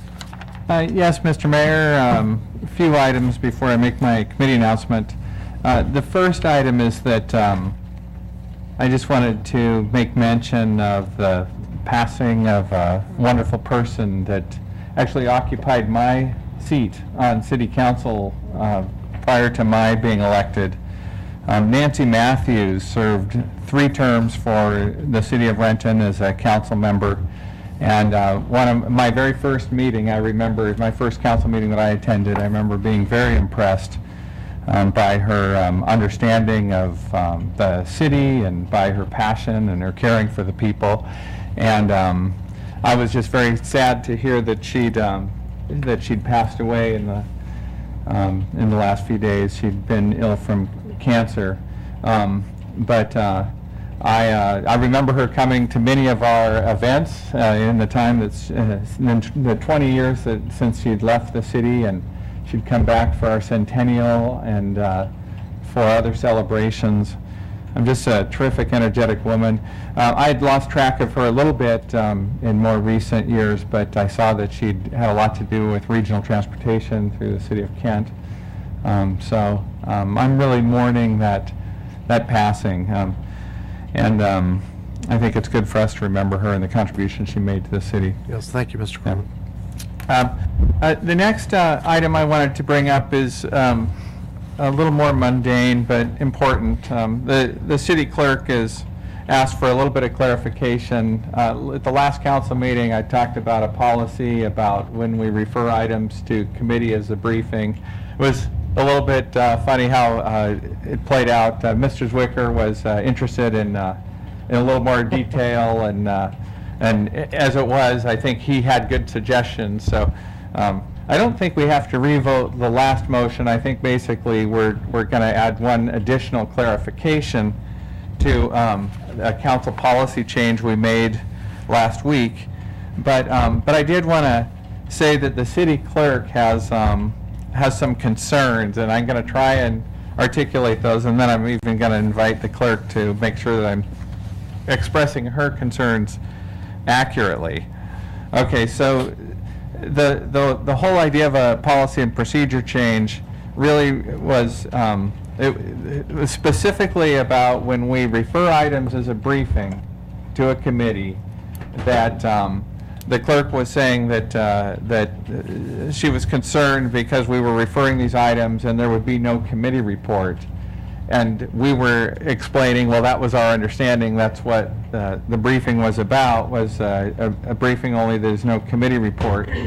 But when I spent more time talking to the clerk, she explained to me that her concern was when council moved, when we formally moved that we wanted an item put in committee for a briefing, that effectively that represents an action by all 7 of us.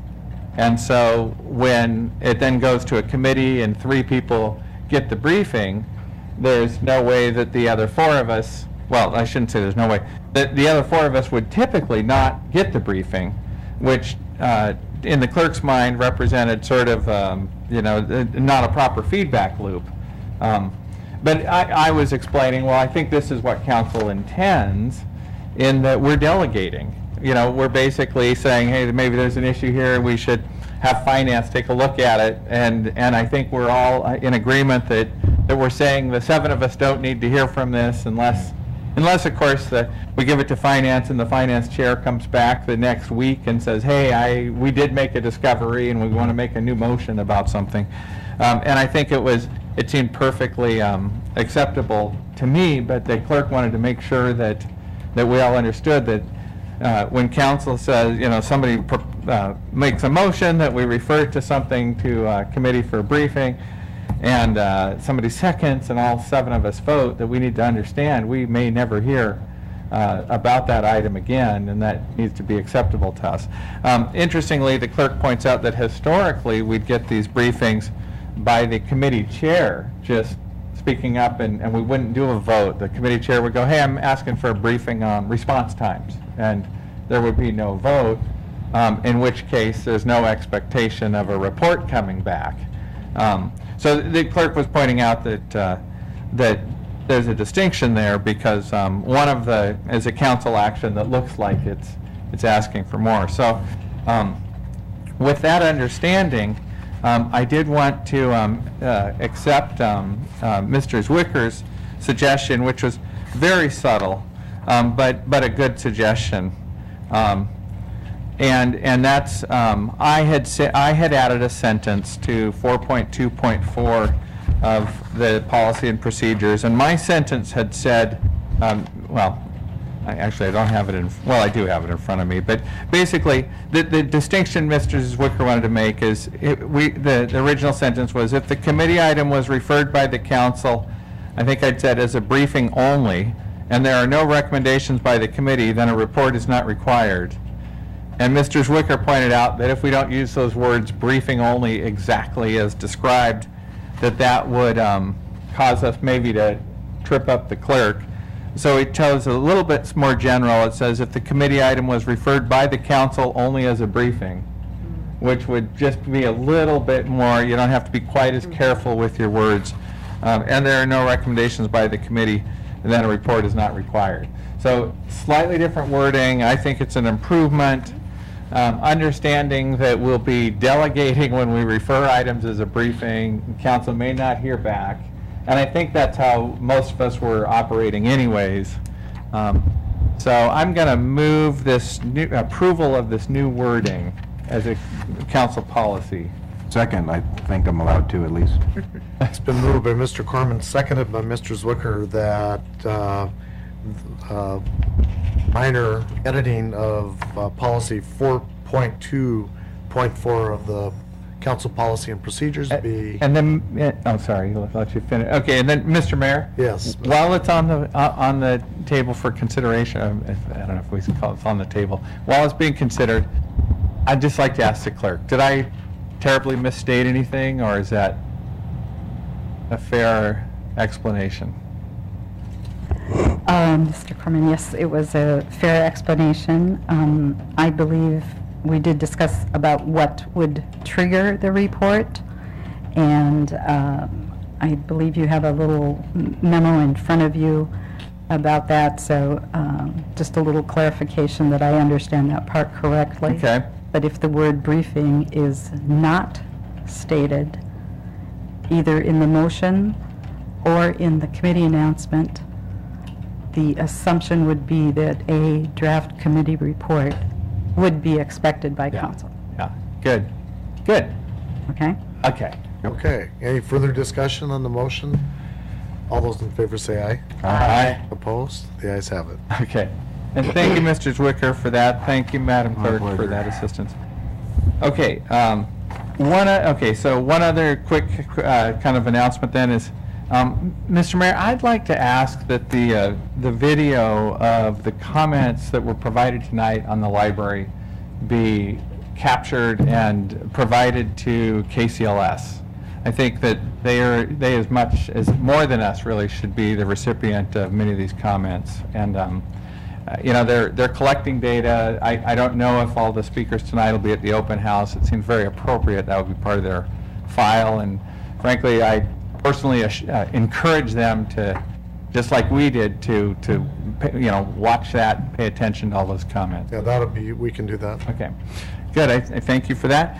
And then lastly, I'm going to announce a committee of the whole meeting for April 1st, 5:30 p.m. in the 7th floor conferencing center. And we have one item, Regional Emerging Issues and Community Services, Healthy Initiative, King County Parks Levy. Mr. President, if I could, just a clarification, this is typically, I think that's meant to be your regular monthly discussion on regional issues, and in addition to that would be emerging issues in community services. So it probably is two items. I may have just not made that clear. Oh, but two, so... This gives you guys your monthly opportunity to report back to each other on the regional issues. Okay, so we'll sort of recognize that as a second agenda item, is council members reporting on their roles in regional committees, and then the second is, thank you, regional emerging issues and community services. Yeah. Okay. Is that it, Mr. Corman? Well, yeah, Mr. Mayor, I guess, real quickly, one other thing I'd want to say is, you know, I thank you for the comments about not accepting the what do we call it? Application. The application. The application is the word I was looking for. And I think that we do have, and I think you're a good-looking guy too, by the way. You know, I think we might have different understanding of how much leverage we have. And I just want to put this out there that I still see this as KCLS is a service provider to us, one that we're giving $5 million a year to, and one that, frankly, judging by this, I'm not very satisfied with right now. That we talked about offloading the library because, as important as it is to me and everybody here, when we did a poll, the library was like our lowest priority. It was following police and fire services. And so we were looking for ways under a challenging environment to take, you know, lower priority items and find a successful way to deal with them. We have made this our focus ever since we decided it was our lowest priority. The council has spent more time on this than we have on anything else.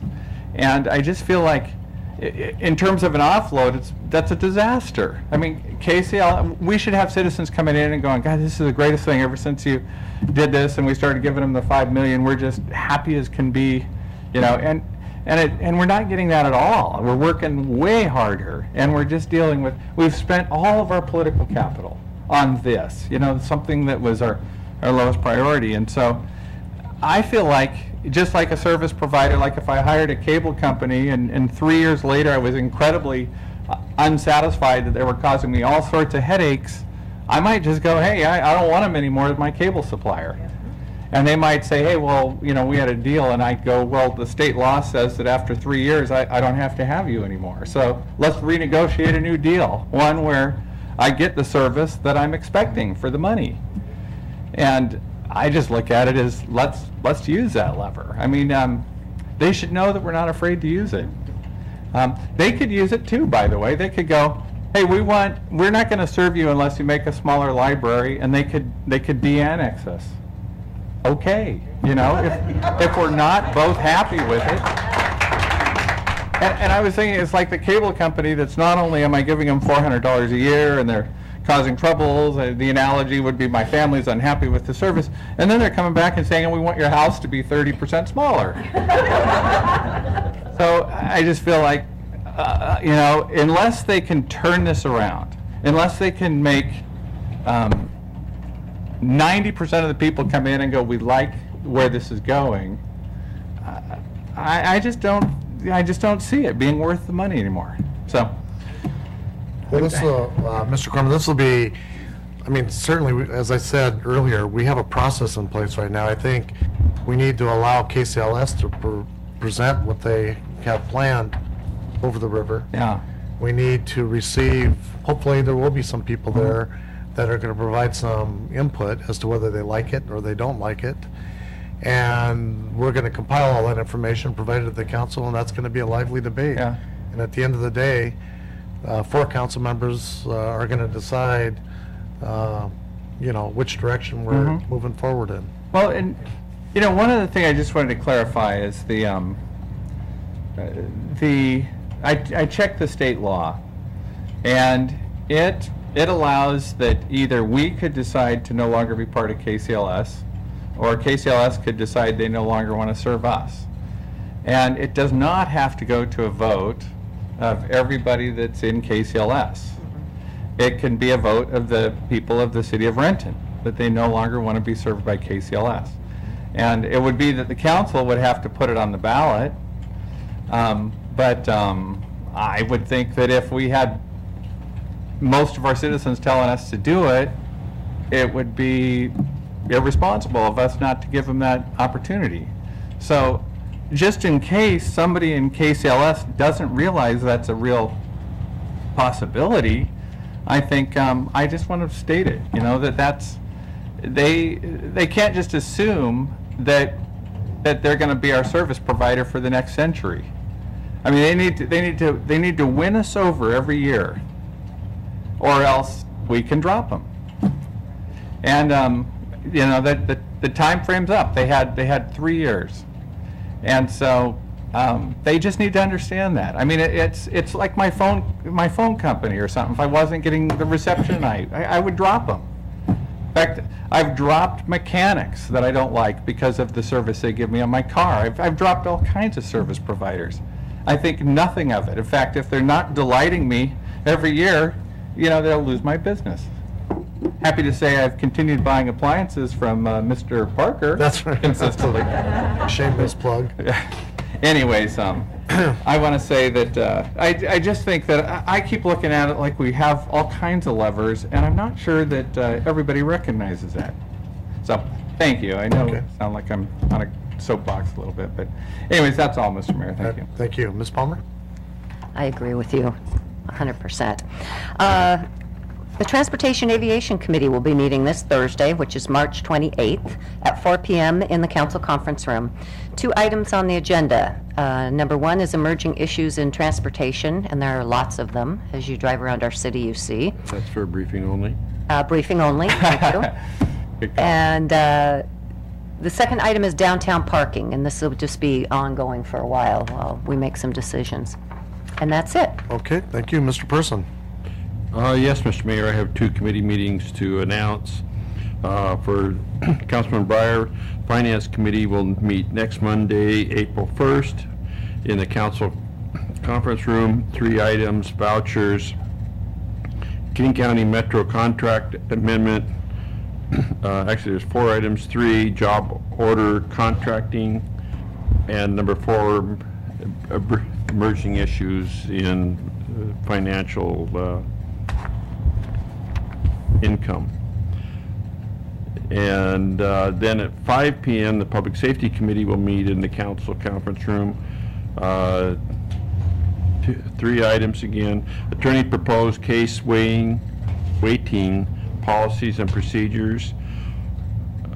Secondly, an ordinance amending sections 664 and 665 of the municipal code, and 3 emerging issues in public safety. And Mr. Mayor, I would, since the public has spoken to this and Mr. Corman has spoken to getting out of King County library system, I would like, and not next week, but in the, over the next couple of weeks or so, the ramifications of doing that. Because, like you say, you want to use it as a hammer, but what I found out over the years, when I think I have the hammer on somebody and I put it down, it sometimes costs me more money than if I had worked through the problem. So I don't know enough about it, but I would like to hear that kind of information. We will try to work on that, Mr. Person. Mr. Prince? No new business, Mr. Mayor. Okay, Mr. Zwicker? Yes, Mr. Mayor, I have several items. First, I'll do my meeting call out on Thursday, March 28th, beginning at 6 p.m. in the council conference room. The Planning and Development Committee will be meeting. We have 4 items on the agenda. Item 1 is 1 and 2-way streets in the downtown area, and that is a briefing. Second one is comprehensive plan update, and that is also a briefing. The third one is community plan briefing, and that needs to be Benson Hill community plan briefing. And the fourth one is Title IV docket briefing. Also have a couple of items I'd like to refer into committee. First being an email received this evening from Brian Hawk regarding property annexation. I would like to make a referral of that email received at 4:07 PM to administration. Second. Okay, been moved by Mr. Zwicker, seconded by Mr. Person, that an email from Brian Hawk Yes, Haugk. Be referred to the administration. All in favor, say aye. Aye. Opposed? The ayes have it. The second is, I'd also like to refer to the Planning and Development Committee, the letter from the Master Builders Association to Mayor Lobb, CC to the council, dated March 15th, 2013. Second. Been moved by Mr. Zwicker, seconded by Mr. Prince, that correspondence sent to my office by Master Builders be referred to the Planning and Development Committee. All in favor, say aye. Aye. Opposed? The ayes have it. Yeah, and then just finally, riffing off of Randy's and Don's statements, yeah, KCLS doesn't have power over me, and never have. So I'm not, and I know they don't over you either, Mr. Mayor. I think that was one of the points you wanted to address. But we are continually negotiating with them, and we're in a delicate portion of the negotiations. But I think, as Howard McCumber actually very well articulated, we'll get there, and I feel optimistic that we will. However, if we're going to start talking about de-annexing, then that, to me, puts a brake on a lot of what we're talking about. And just to use that as a threat is ridiculous. I think we need to have an actual discussion about it. But I also think that it's very important, as Don pointed out, to talk about the effects of that, because I believe that de-annexation means zero libraries, which means we don't go back to what we had, we go back to having no libraries, unless we find another source of funding, because it isn't in our budget anymore. And it also ends reciprocal agreements. So this is not something just in a new business discussion to be having. I think we need to really have an in-depth discussion about it. I'm not sure if that means that a referral is appropriate, but as the law says, it's a resolution that the council puts on. It's not a petition drive. It goes out to a vote. So I would be willing to make a referral, that a resolution is presented to de-annex, and we have a full discussion as a council about that. Okay, it's been moved by Mr. Zwicker, seconded by Mr. Corman, that you create a resolution? I'm sorry. The resolution is proposed to de-annex, whatever that puts it to the vote, whatever the current law says. I'm dumping that one. And you want that referred to committee of the whole? I would think that appropriate. Randy, you nodded a little bit down there. I think committee of the whole. So everybody understand the motion? First and the second, all in favor, say aye. Aye. Opposed? The ayes have it. That's all, Mr. Mayor. Okay, thank you. Mr. Taylor? Yes, Mr. Mayor, I don't have any committee meeting to report, but I just want to just make note that, and I agree with Randy's response in terms of the fact that we should believe that we have leverage. And I do understand Don's concern about what ramifications might exist when we begin to start using language like de-annexation. But I think that the real question, is that we have such a high degree of concern about the direction that KCLS has moved in that has defied consideration. Just an enormous amount of consideration just leading up to this point, that because of that defiance of recognizing Renton residents as customers, that there is a desperation. And I don't believe that anyone here wants to have library services that don't meet the needs of our residents. But what I am hearing at a core, fundamental level is that there's a sense of desperation. And I sense that desperation is emanating from our residents towards their leaders, us, whether or not we have the force and effect of holding KCLS accountable to looking at them and recognizing them as customers and living up to their own mission statement. So I don't mind the conversations that we're going to have about resolutions to de-annex and those types of things. But I think that what's really at the heart of the matter is how do we hold KCLS accountable to doing what's in the best interest of our residents? I think that's number one.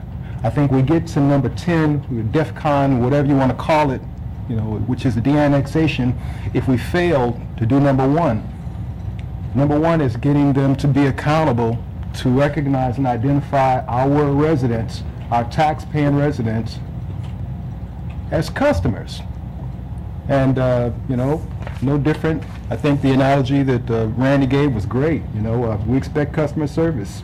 You go into Nordstrom, you go into Starbucks, you go into any place of business where you're going to spend your money, you expect service. And we certainly have spent quite a bit to date. We're planning on spending more in the future. And I think it's mandatory that we demand and hold them accountable to providing our residents with the level of service that they deserve, pay for, and I think that's number one. That's all, Mr. Mayor. Okay, thank you, Mr. Taylor. Next is audience comment. Is there anybody who didn't get to address the council? If you haven't addressed the council, please come forward. And Mr. Oled, you're going to have to, are you talking about the library? No. Okay. Okay. Well, you got to go to the end of the line because I want people who haven't had a chance yet to address the council. Library? Yeah. Hello, my name is Larry Brosman. I live at 3625 Northeast 9th Street in Renton. My last name is spelled B-R-O-S-M-A-N, and that's because I didn't fill out a blue piece of paper. Thank you for your bending really the Renton City Libraries, or the Renton Libraries way. It seems like you are, and I appreciate that very much. The customers are dissatisfied right now with the possible new design. And I'd ask also too, it seems to me we have to either accept it, reject it. I'm not sure that a conditional acceptance or conditional rejection would fit into law, and that's something for the city attorney to work on next couple days, maybe, I don't know. But I would ask that you formally decline intake of this land use application by KCLS. Ask them to submit something else. Formally decline what we have so that there's a clear direction from the Renton City and the Renton City Council as to what to do next. I do want the Renton City Library over the Cedar River Library kept where it is. I want the entrance kept where it is. I want the square footage kept the way it is. I don't think that's an impossible task at all. Believe it or not, I do have another thing to talk about tonight. Sequestration, federal sequestration has caused issues in every part of government probably. And is Renton losing its tower personnel? Yes. Okay, that's a major thing for Renton. Renton's an airport, airline, air-producing city. So for us to lose this tower is a big deal. And I would ask that the city look into that to see some way they could offset that, because the Tower of Renton, I'm not a pilot. I don't have any vested interest in the issue, except I'm a City of Renton resident. And just as I value the library, I think that our Renton aeronautical facet is a big facet of Renton. And Renton isn't just a library, but the future learners of Renton will learn or not in our good libraries. And then they'll fly in our good skies, but they might need a tower. So thank you for the opportunity. Thank you. Mr. Mayor, Yes, it's probably worth noting that you and I had a conversation about this, the tower closing just this afternoon, and I know you're working really hard on mitigating that, working with the Boeing company on that, and working with the FAA and others. So. The FAA has rejected our request not to close the tower, and we are communicating with the Boeing company on a regular basis. Hi, my name is Melody Kroger. I'm a Renton resident, a taxpayer, fellow citizen. I'm a Seattle U graduate student. This is my 5th year in postgraduate studies in theology and divinity. So as you can imagine, I spend a fair amount of my time in libraries. I study in them, I learn in them. Sometimes I procrastinate in them, and sometimes I sleep in them. I also grew up in libraries. My mother took me to the library way before I learned to read, and my daughter is a big user of our Renton Library over the river. When the Seattle U remodeled their current library, Lemieux, they reduced it to a smaller footprint. They made it more efficient, and they made it wired, and they made it ready for the 21st century.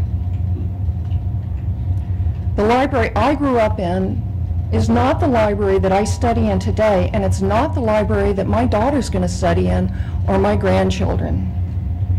So as a taxpayer and as a citizen, I implore you to get us ready and build for the 21st century.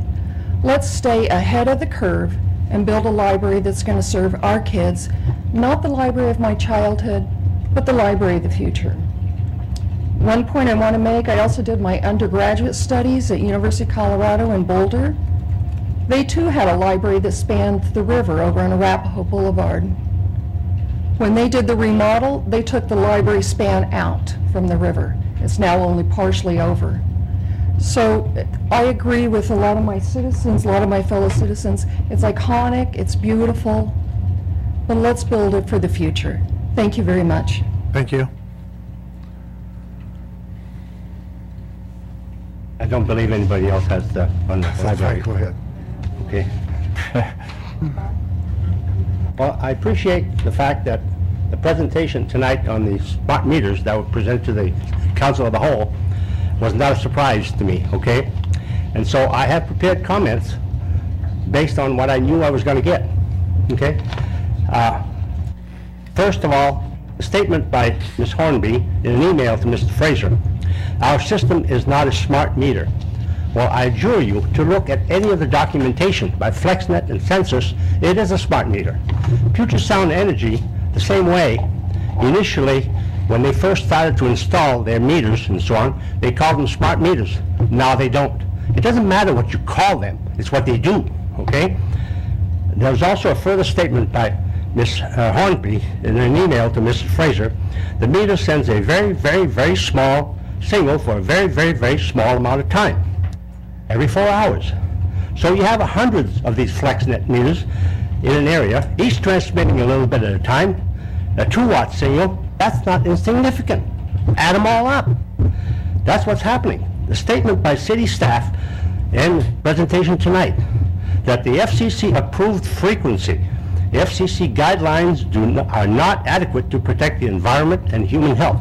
They only talk about the frequency. They don't talk about how many watts that you're transmitting and how much of high frequency. I'll take a look at the FlexNet documentation, okay, that's available on the internet.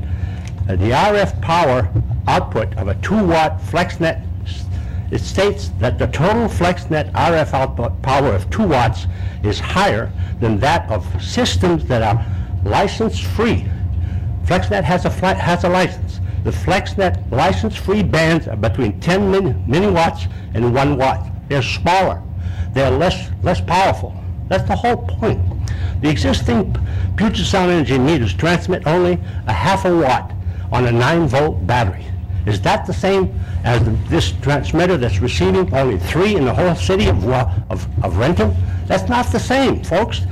It broke the camel's back. I'm sorry. The birds are still gone. I have a copy here of testimonies that I will give to the clerk of over half a dozen or more, or actually it's 2 dozen more, of testimonies of reduced burst activity in various parts of the city, in addition to testimonies of birds that are currently in droves in other locations. But where smart meters are not installed or too far away from the receivers, that's the whole point. If you're not close to one of these receivers, you have birds. Now, it's not just the birds, it's the human health. That's really the concern. And you can cherry pick your data. And I'm not accusing the presentation tonight of cherry picking the data. But I'm sorry, I'm a black swan. I'm now transmitting a copy to the city clerk of a petition, okay? A petition that to stop further installations of smart meters with a moratorium and with a copy of a list of signers. Right now, there's over 70 people that have signed this petition, okay? If the council is serious about this issue, they could direct meter readouts to transmit only at the end of the month. They keep talking about billing. Well, for heaven's sakes, folks, do it once a month. Why do you have to turn them on all the time? If you're trying to save money, for heaven's sakes, do it. In addition, you could shut down the installed meters for a period of 3 months. Give it a try. We'll work with you. We'll provide testimonies to change activity. All I'm saying is the birds are an indication of the health hazard of the RFP seal, okay? Yes, I realize the comments that were made about cell phones and all that. I have a cell phone. I only use it once a week, okay? If we have no other recourse, we will look into creating a legal opt-out registration similar to what has been successful in many other communities throughout the country. I realize that these RF meters and so on, Census is a great company. They're pushing their product, and they're making money over it. Now, I'm amazed that the council approved spending $5 million of our tax dollars without investigating of what was being proposed. How much increase to our water rates are you proposing? Where does this money come from, the $5 million? From the regular budget? Are you going to recover it through our increase in our water rates? I'm going to ask a request for public information to find out where that money's coming from. It's not coming from the federal. Where is it coming from? Thank you very much for your time. Thank you. Yeah, thanks. Mr. Mayor? Yes, Mr. Coleman. During the committee of the whole, we'd talked about looking for appropriate state agency to give us further guidance on the issue of the potential for birds being affected. And can we forward these comments along with that request, the written comments we just received from Mr. Sure, Leck? I'm assuming that we have an agency to send that to, absolutely. Yeah, and we weren't quite sure what the right agency was, but... I think Lee said the FCC. FCC, okay. Yeah, just, it would be good to get their response back. Good, thanks. Hello, members of the council. I have a handout for you all as well.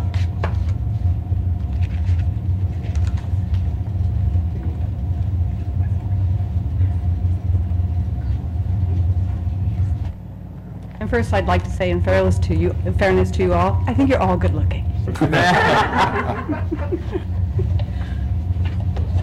And you're in a really tough, responsible position right now. Because as passionate as they are about the libraries, there's going to be a growing passion about the health and safety related to this issue around smart meters. Excuse me, would you give your name and city? My name is Bernadette Wheeler. I live in Kirkland, but I keep hearing maybe I should be moving to Renton. So here's a little chart that you have in your package. And it basically addresses the comparison issue that came up in the presentation earlier. And I do want to say it's very difficult to compare these things. I looked at the FCC OET 65, that is the FCC law related to these measures, and I had to get down to page 67 before I could actually read anything that made sense to me. And it gave 5 different ways to measure the RF frequency. So it really is difficult. I'll make this simple for you because you can read the second page on your own, which does give the source documentation for this. The simple part is at number 2, that is where your cell phone registers. Number 2. Notice there's hardly anything readable until you get to 24. Okay, number 7, that's the ideal standard. That's like 0.1. Number 10 is 0.3. That's where children show impairment, motor functioning problems, memory and attention trouble. It is no wonder why attention deficit is growing and growing and growing because we get more and more radio frequency stuff. Yes, we do love our Wi-Fi. Yes, we love our cell phones, but we're really going to eventually overload ourselves. And I think these meters are pushing us beyond the end. And it doesn't really matter which one you use. We're just there. The next one is number 15, that's where the blood barrier breaks down. That is a 2.5 level. It's really low.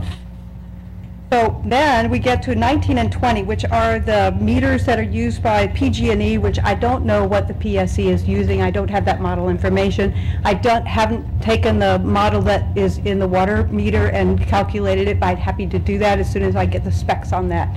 Number 20 reflects where the Sirit reader is that's on the 520 bridge. notice that that is past the point where number 18 is, where your leukemia, melanomas, bladder cancers, all kinds of problems to the major life-giving organs of the body. So that's pretty important stuff. Then you get to the far right, the big red one, which is the FCC standard. So I challenge you to get anything really positive from them that is useful for the measurement of the RF impact on the citizenry. One thing I'd like to mention is there are 55 cities in the U.S. that have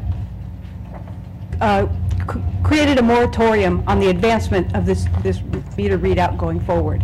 I realize there are like 15 million of these in the electrical business. I didn't realize they had so many in the water. Their plan is to have 65 million of them.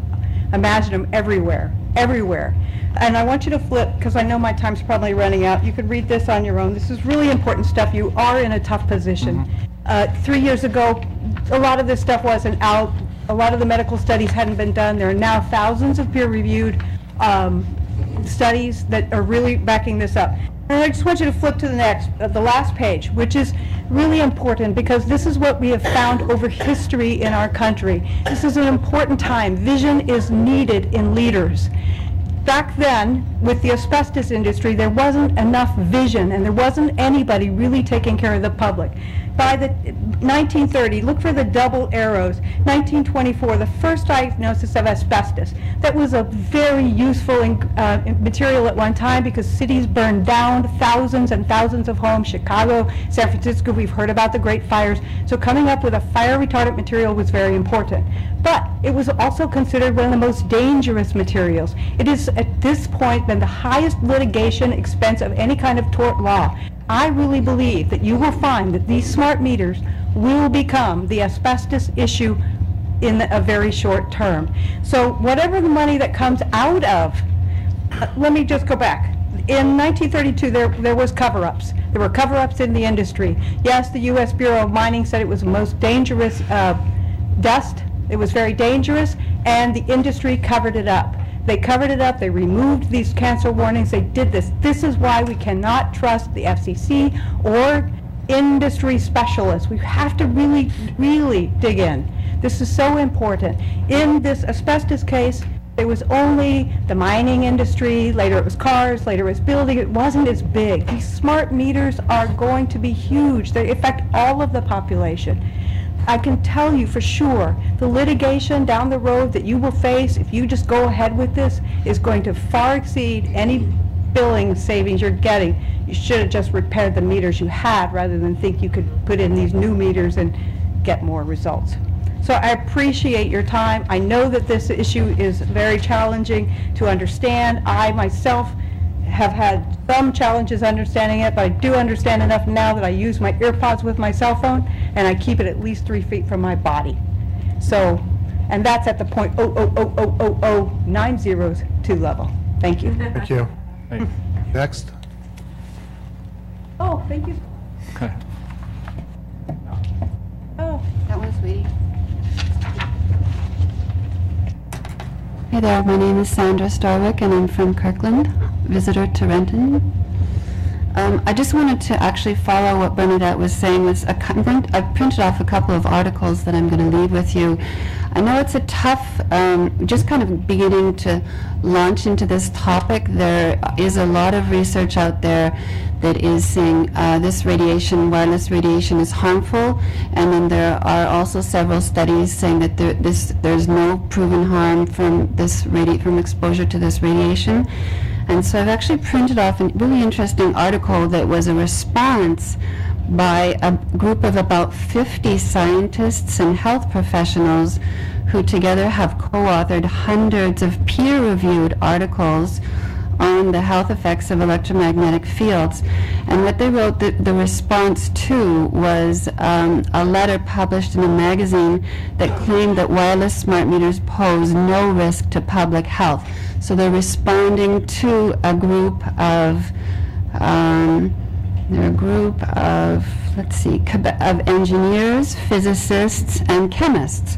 So they're scientists and health professionals responding to engineers, physicists, and chemists. So they're all very educated people.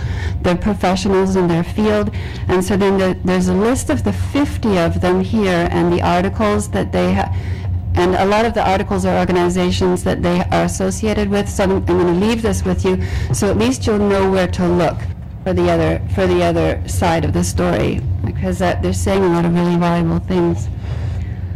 And then the other one that I found interesting that I'll also leave with you, I just thought that I would preface with a little kind of my own thoughts. One is I was thinking through Paul Ouellette's story. So he said, okay, the birds disappeared from rolling hills around the time the smart meters were installed.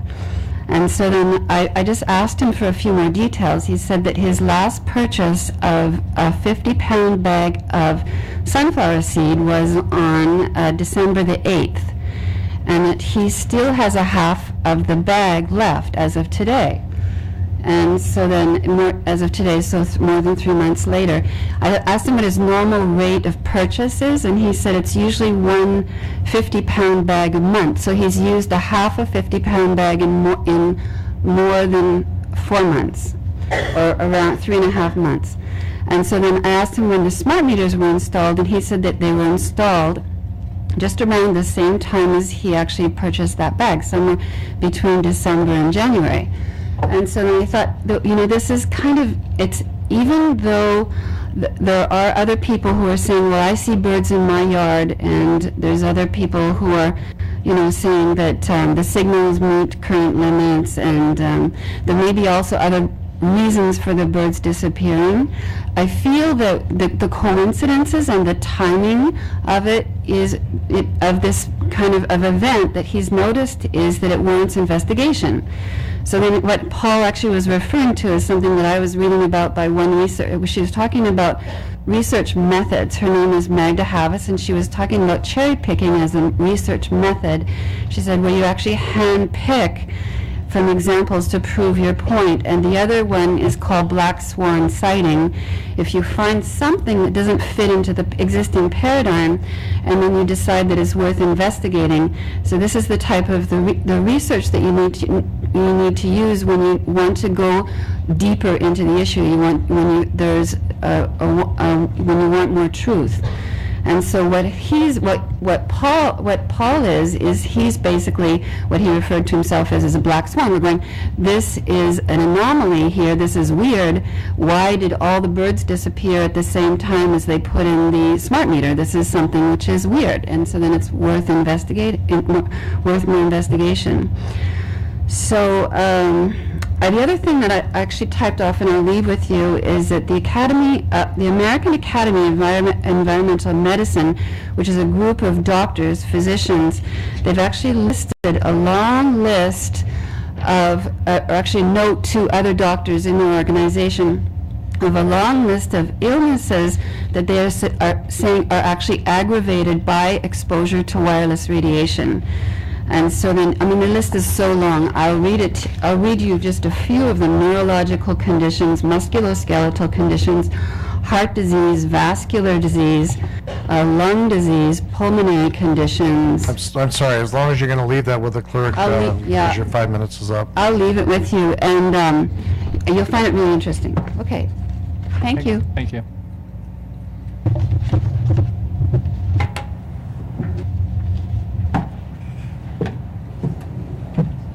Blue slip, or is your name on here? How do you spell it? Go ahead, Richard.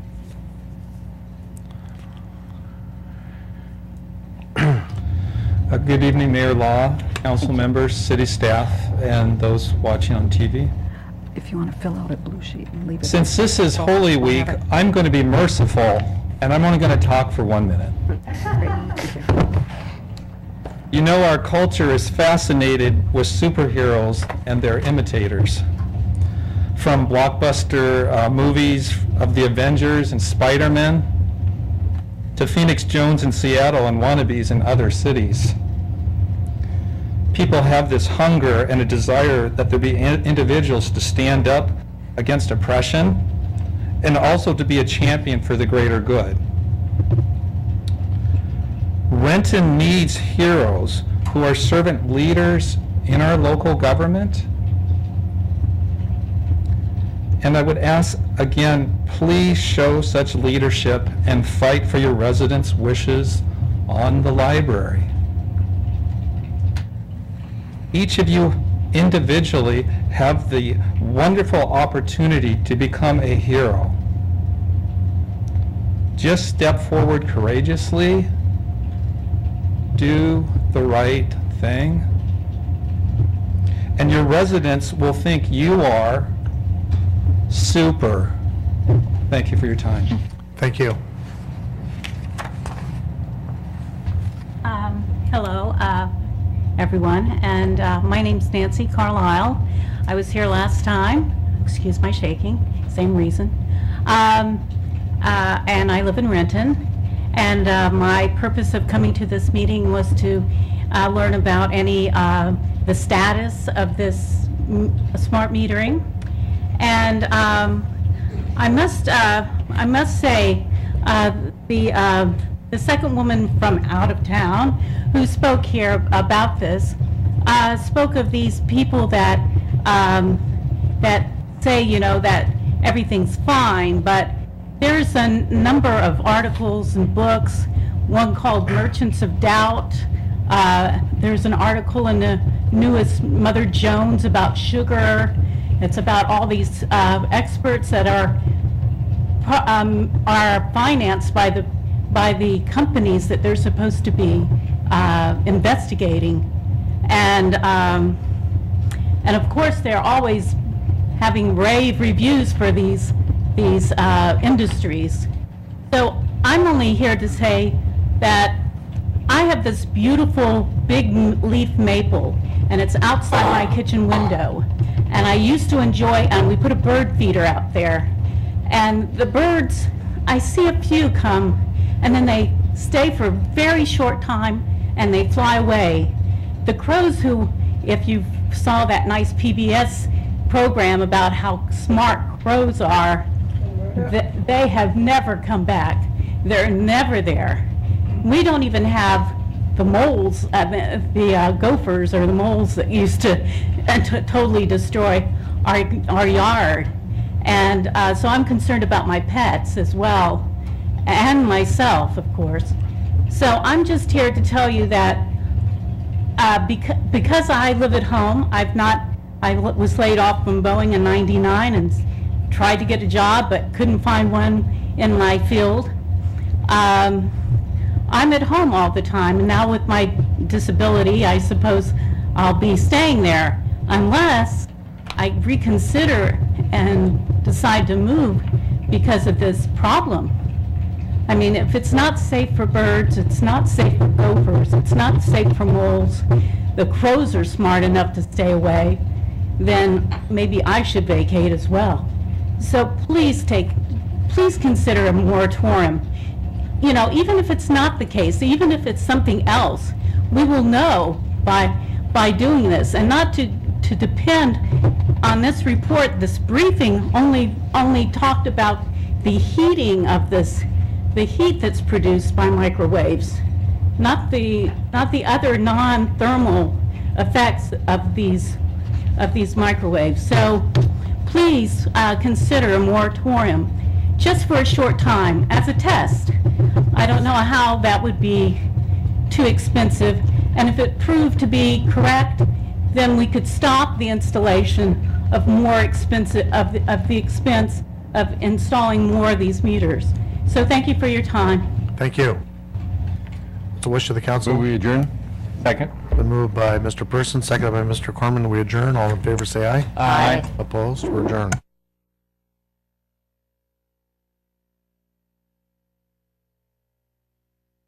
I am the health ministry lead at Tabernacle Missionary Baptist Church.